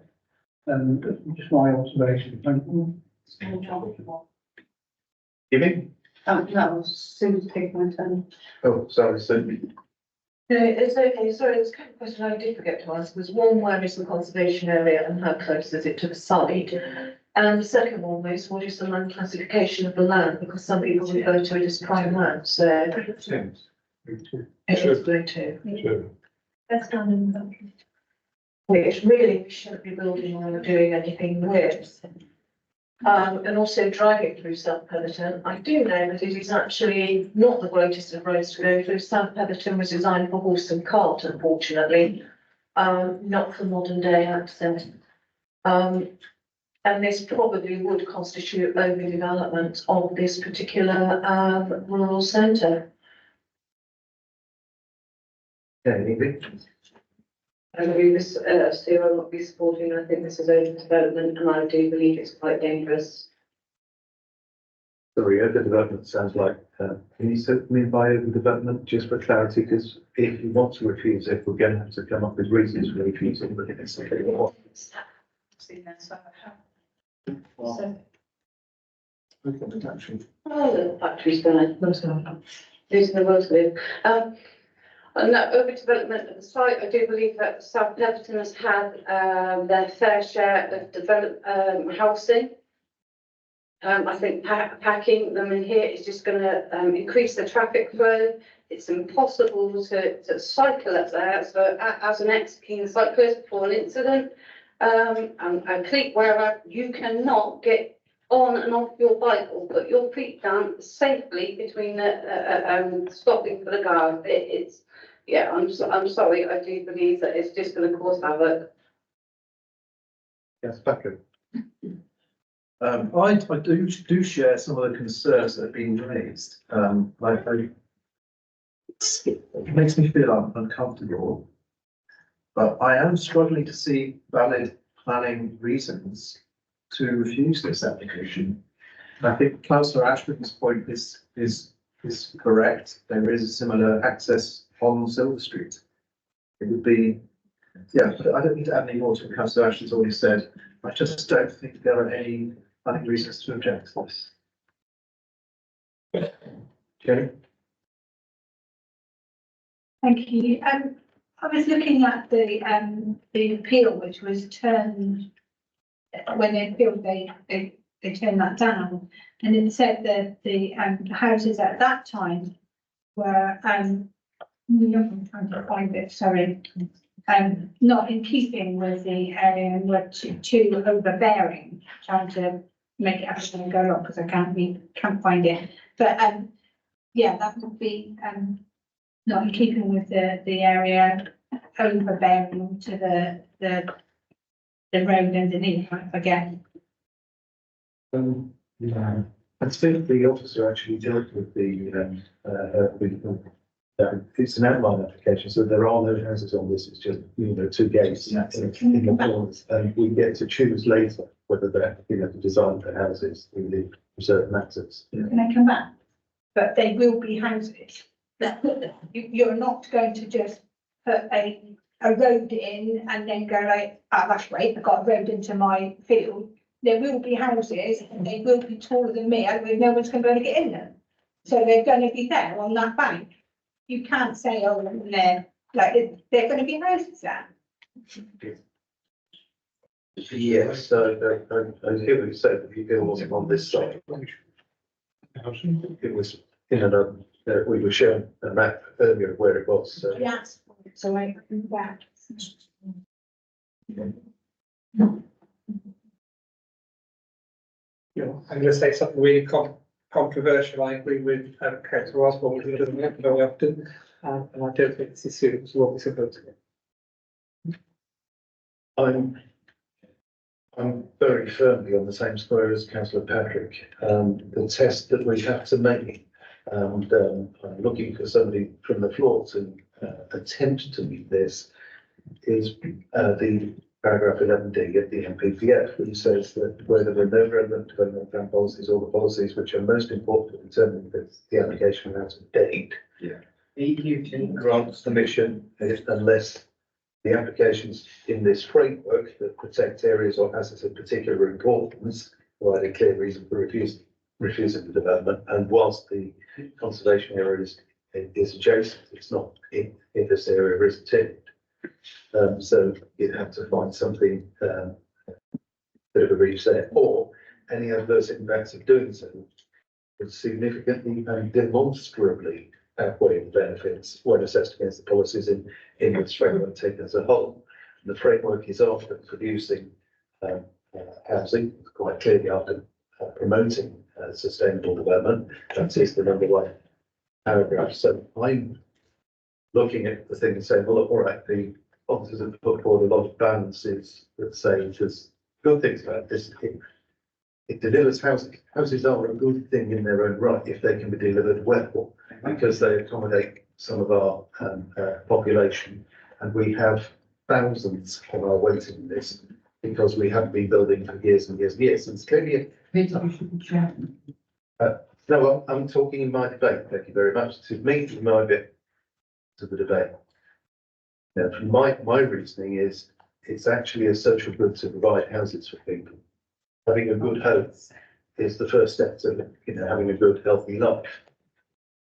We need to just recognise that that's a good thing about building houses. And I've had a lot of opinions that are contrary to advice, but they're opinions, but they're not the sort of thing I feel I can read anyway. So I should be supporting the application on the basis that I don't actually accept that there is anything that can't be controlled within the conditions that are on the back end of the application. Showing a landscape, Martin. So, Martin, you want? It's a point on Jenny's point, actually. It would seem to be dismissed that we shouldn't be considering the housing part of this application. If I remember at the end of the officers, oh, sorry, I'm usually loud enough anyway, I know. Considering the officers' recommendations for us to consider, one of our considerations was to do with housing. And it also, if you look at the proposal on we started this agenda item, it said application demolition of a single garage and the erection of 40 dwellings. So we are considering what is going to go on that land. It's not fair to say we're only here to look at the access. That's not right. We cannot be sitting here saying, well, they might build some houses there, they might not. We are to consider dwellings. And the fact is that the inspector turned down the last, in 2019, I think, an application on this site, although on the side of the site, but on the same site. Just a minute. Don't shake your heads, please. I'm told to say this. He turned it down on the visual effect of 6 houses, was it? Yeah. 6 houses. And I think the legal officer is about to get them down. I know what you're trying to say, it's just the words coming out of your mouth mean something different from what you're trying to say. But can I ask the legal officer to just, she's clearly keen to say something to you. I'm sorry, Chair. So just a minute, sorry, Chair. I thought I was saying a good point on a point that was made. On a point that was made, and if you just don't agree with that's fine. But try and say words coming out of my mouth are not right. I take great exception to it. That's with the best, but I'm just conscious that when I've got a legal officer bouncing up and down, that's usually an important point, which involves enough to warrant interrupting you. I do apologise for interrupting you, but I do think we should hear the legal officer's interjection. Thank you, Chair. I'm not sure if I'm down, but I did want to just make the point. Yeah, you are right. We're here to look at the application for the principle of development. So, I mean, you've got the description there saying 40 dwellings. That obviously that could change in description. You might come back and outline with something slightly different, but principles of development and the access. So that's just. I think I've got that right. Said much better than I could, but yeah.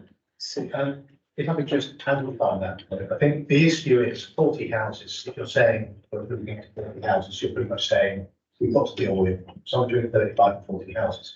The issue is there's a great difference between 40 detached houses, 40 one-bed bungalows, but they're still 40 houses. So that's the concern about trying to say that development has to be overbearing now on the basis of the previous scheme, because the scheme with 40 one and two bed bungalows would have a very different impact to a scheme with 40 4-bed houses. And at the moment, we haven't defined the quantum of development in terms of actual floor space. So I think that's the point before trying to make a judgment about overbearing in terms of simply using that housing number, because we don't actually know what that housing number will look like at the reserve matter stage.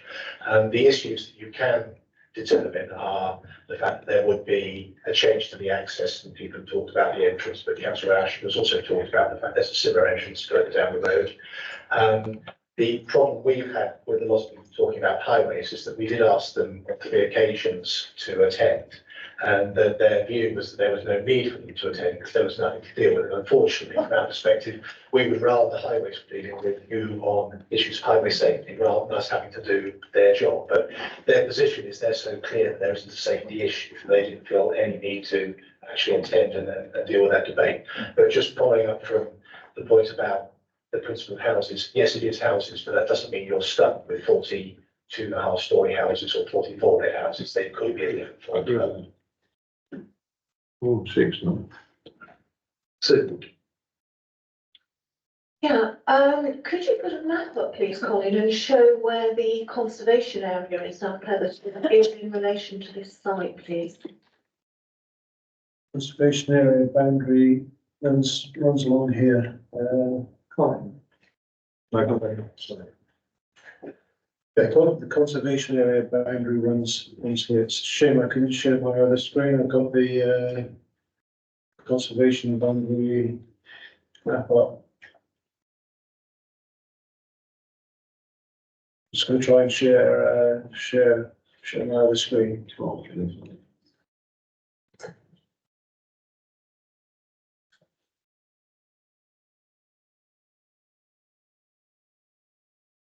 that's what no idea. There we go. This is yeah. I can't see that far, sorry.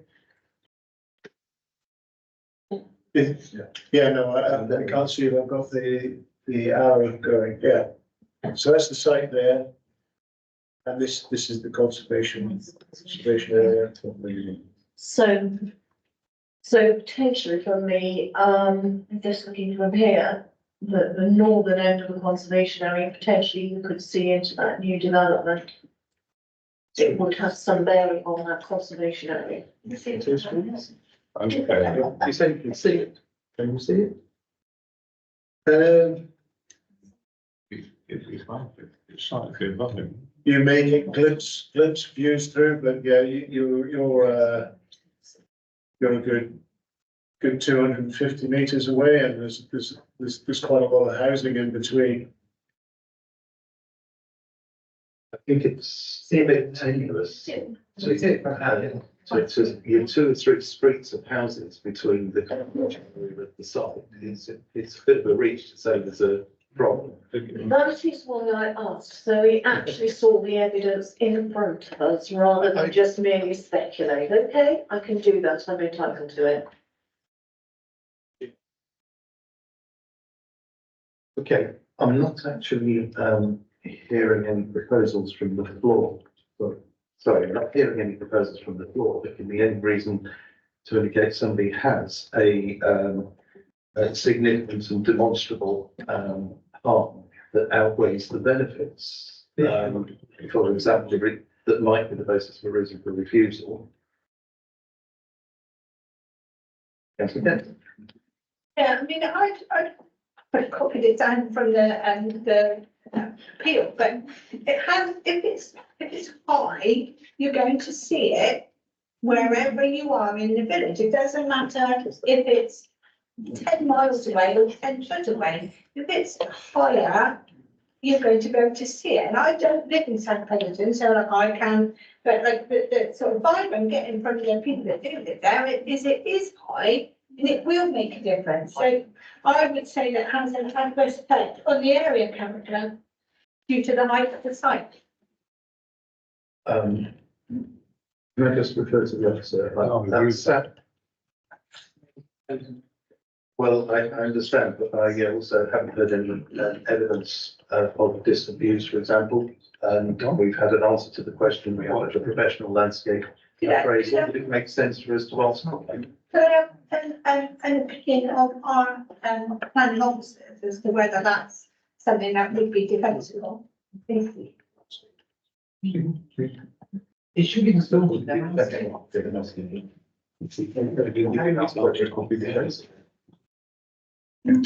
would be defensible in terms of, First effects on the area character due to the height of the site. Or where is it? for my opinion, visually, the residential part of the application wouldn't be defensible. That's that, but then you're asking me my opinion. The access may be a different story altogether, but from the actual residential part of the development, I think that would be defendable. Councillor. Following on from what Jenny's saying, is that because the housing is going to be prominent, very clearly seen, you're also going to have a very significant amount of engineering works for your own ambition, that you are irrevocably changing the character, the character of this very old village in South Somerset. We would be destroying the cultural heritage and we would be destroying, or certainly irrevocably altering, the character of this particular village with this particular development that can be viewed from a number of very prominent positions. Jason? I think Councillor Kenton made a motion, a proposal that I'm interested in. I think Councillor Osborne said kind of adds to it. And I think you've also got to take into account the highway safety, the landscaping, the adverse effect of the landscaping of the actual entrance on the road there, as well as the fact it flies against the neighbourhood plan. I don't know how Councillor Kent feels about that because she obviously started the proposal. I think that the main objection would be the highway safety. There's no pavement there unless you go down to the footpath. It's going to generate a lot more vehicles. I don't know at what point a small lane becomes overrun with vehicles. Can we get the officer response on that? Please. Because I think we've had a fair amount of advance on that, so yes, but In terms of highway safety, you'll have this argument rolled out to the committee many times. We've got no evidence contrary to our own professional opinion, which is the highways opinion, is that there is no safety issue. So defending that at appeal, then that will be extremely difficult. We defended for you. remember this is a quite our traditional hearing, which is why we had legal representation to advisors. You're effectively doing the equivalent of a magistrate. Yes, and so I don't like that blue suit, so he's clearly guilty. You know, where's the evidence of linkage between what you see and what you don't like, and this highway safety factor, given that the officers are advising you against? So, the different junctions. So, Okay, fine, I didn't know whether quite you heard finished your deliberations. I'm pretty certain that one of the speakers I heard referred to somebody walking down this part of the road, which has no pavement, and that somebody was actually hit. So if there was an accident, probably within the last 5 years, wouldn't that show up in a database somewhere? And what databases, if any, have been consulted in terms of potential accidents, near misses, etc., along that stretch of road? We've had this query about similar sites, and the Highways Authority do refer to their accident database into which the police input. So the Highways Authority do refer to an accident database into which the police do input, so they do have access to that before they make recommendations. So, you know, I guess I would reiterate the fact that we did ask them to attend this meeting to cover these points with you, and the anticipation that they may arise. They chose on this occasion not to do it.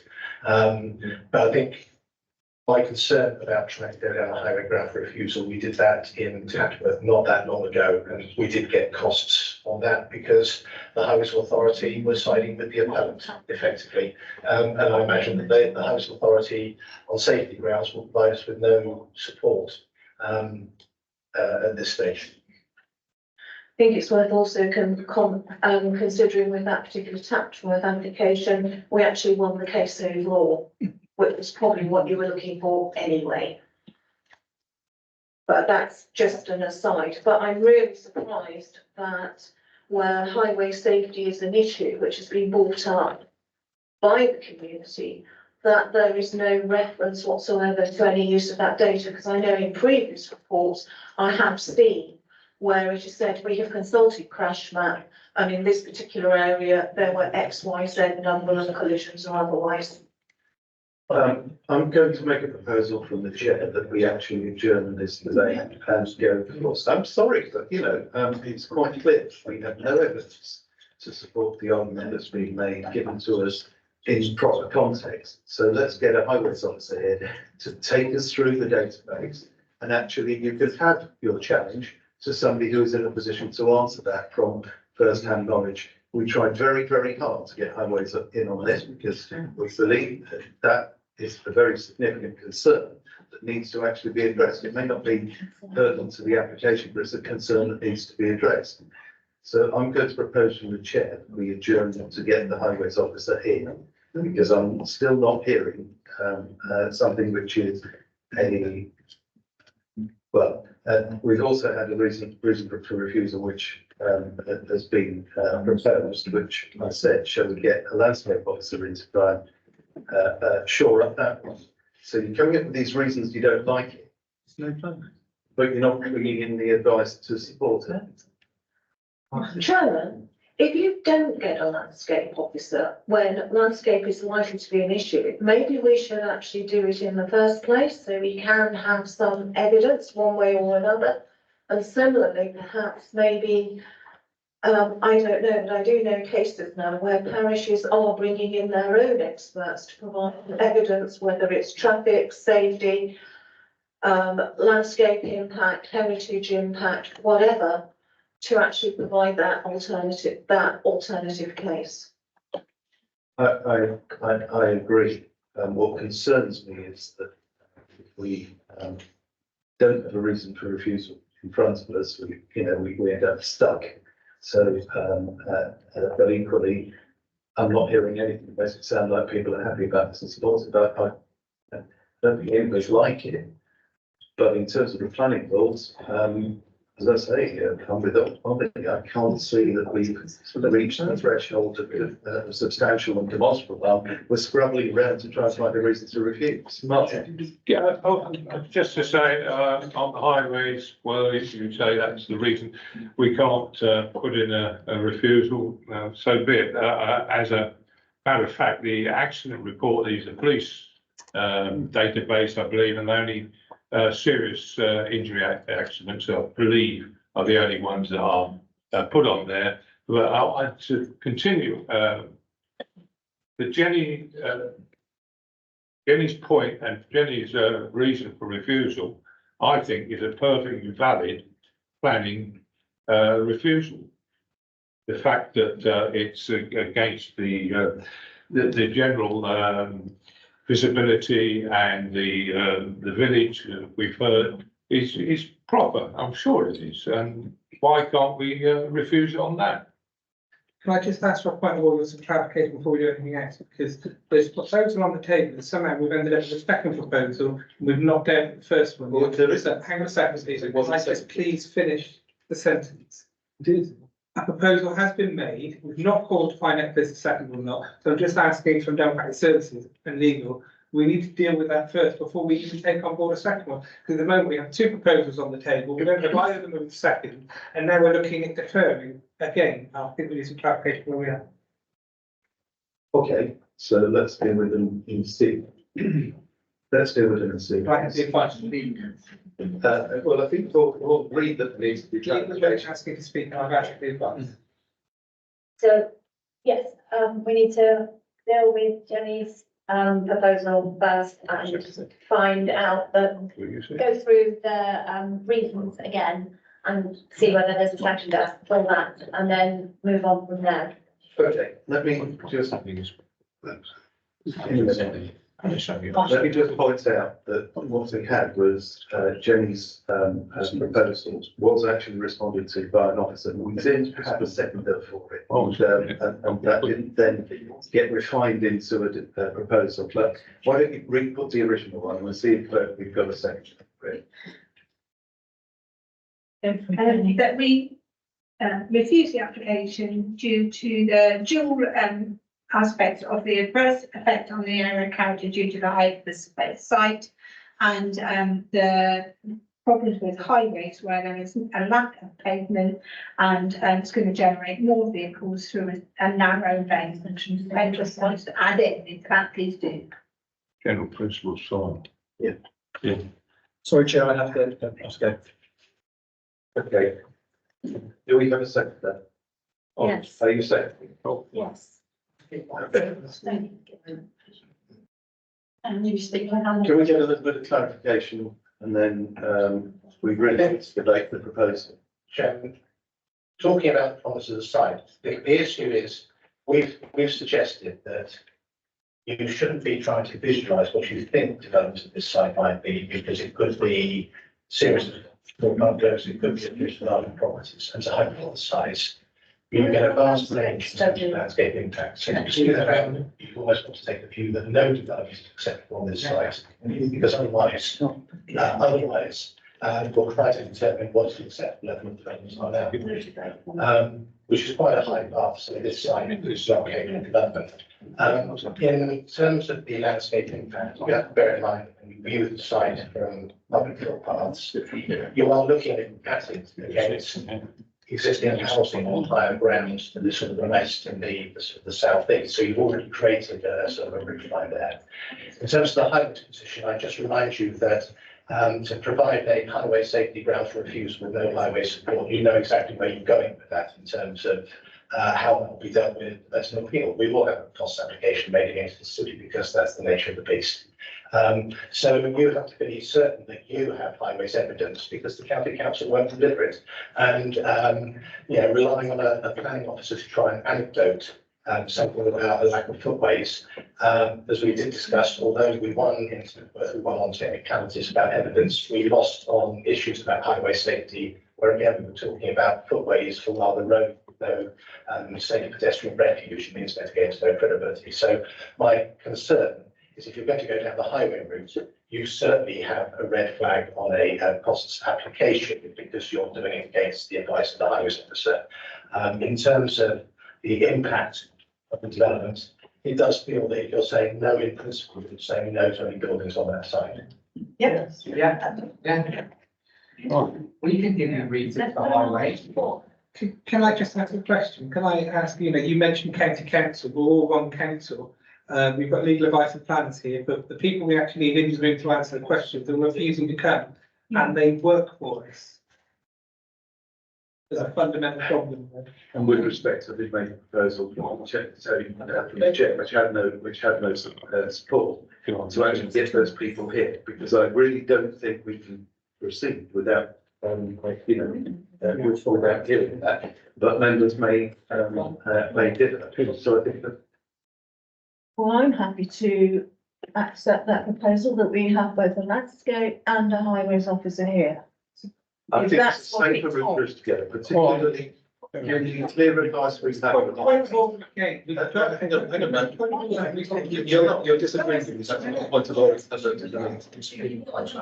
Yeah, it can be different. I have to do journeys and. Is that what you're going to say? You Why can't, did you let me get there? you can't do that. It's a point of order. We've got a proposal on the table and it's been Yeah, yeah. seconded. And we're going round and round the group. With respect, I think you're trying to undermine the process because. Second go. What's your rules?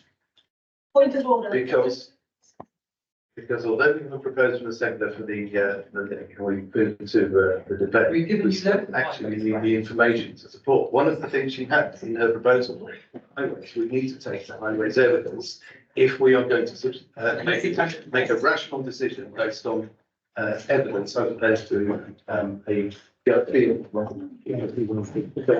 think it's more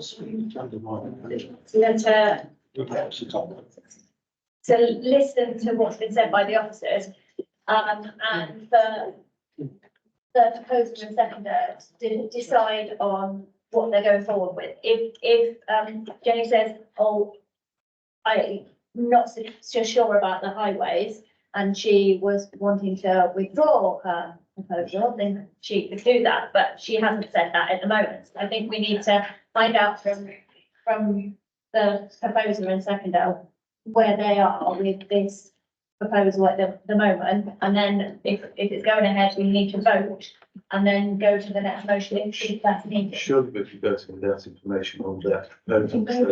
My intent was to carry the thing forward to reconvene this with the advice. Peter, have we Want to carry on? reasons?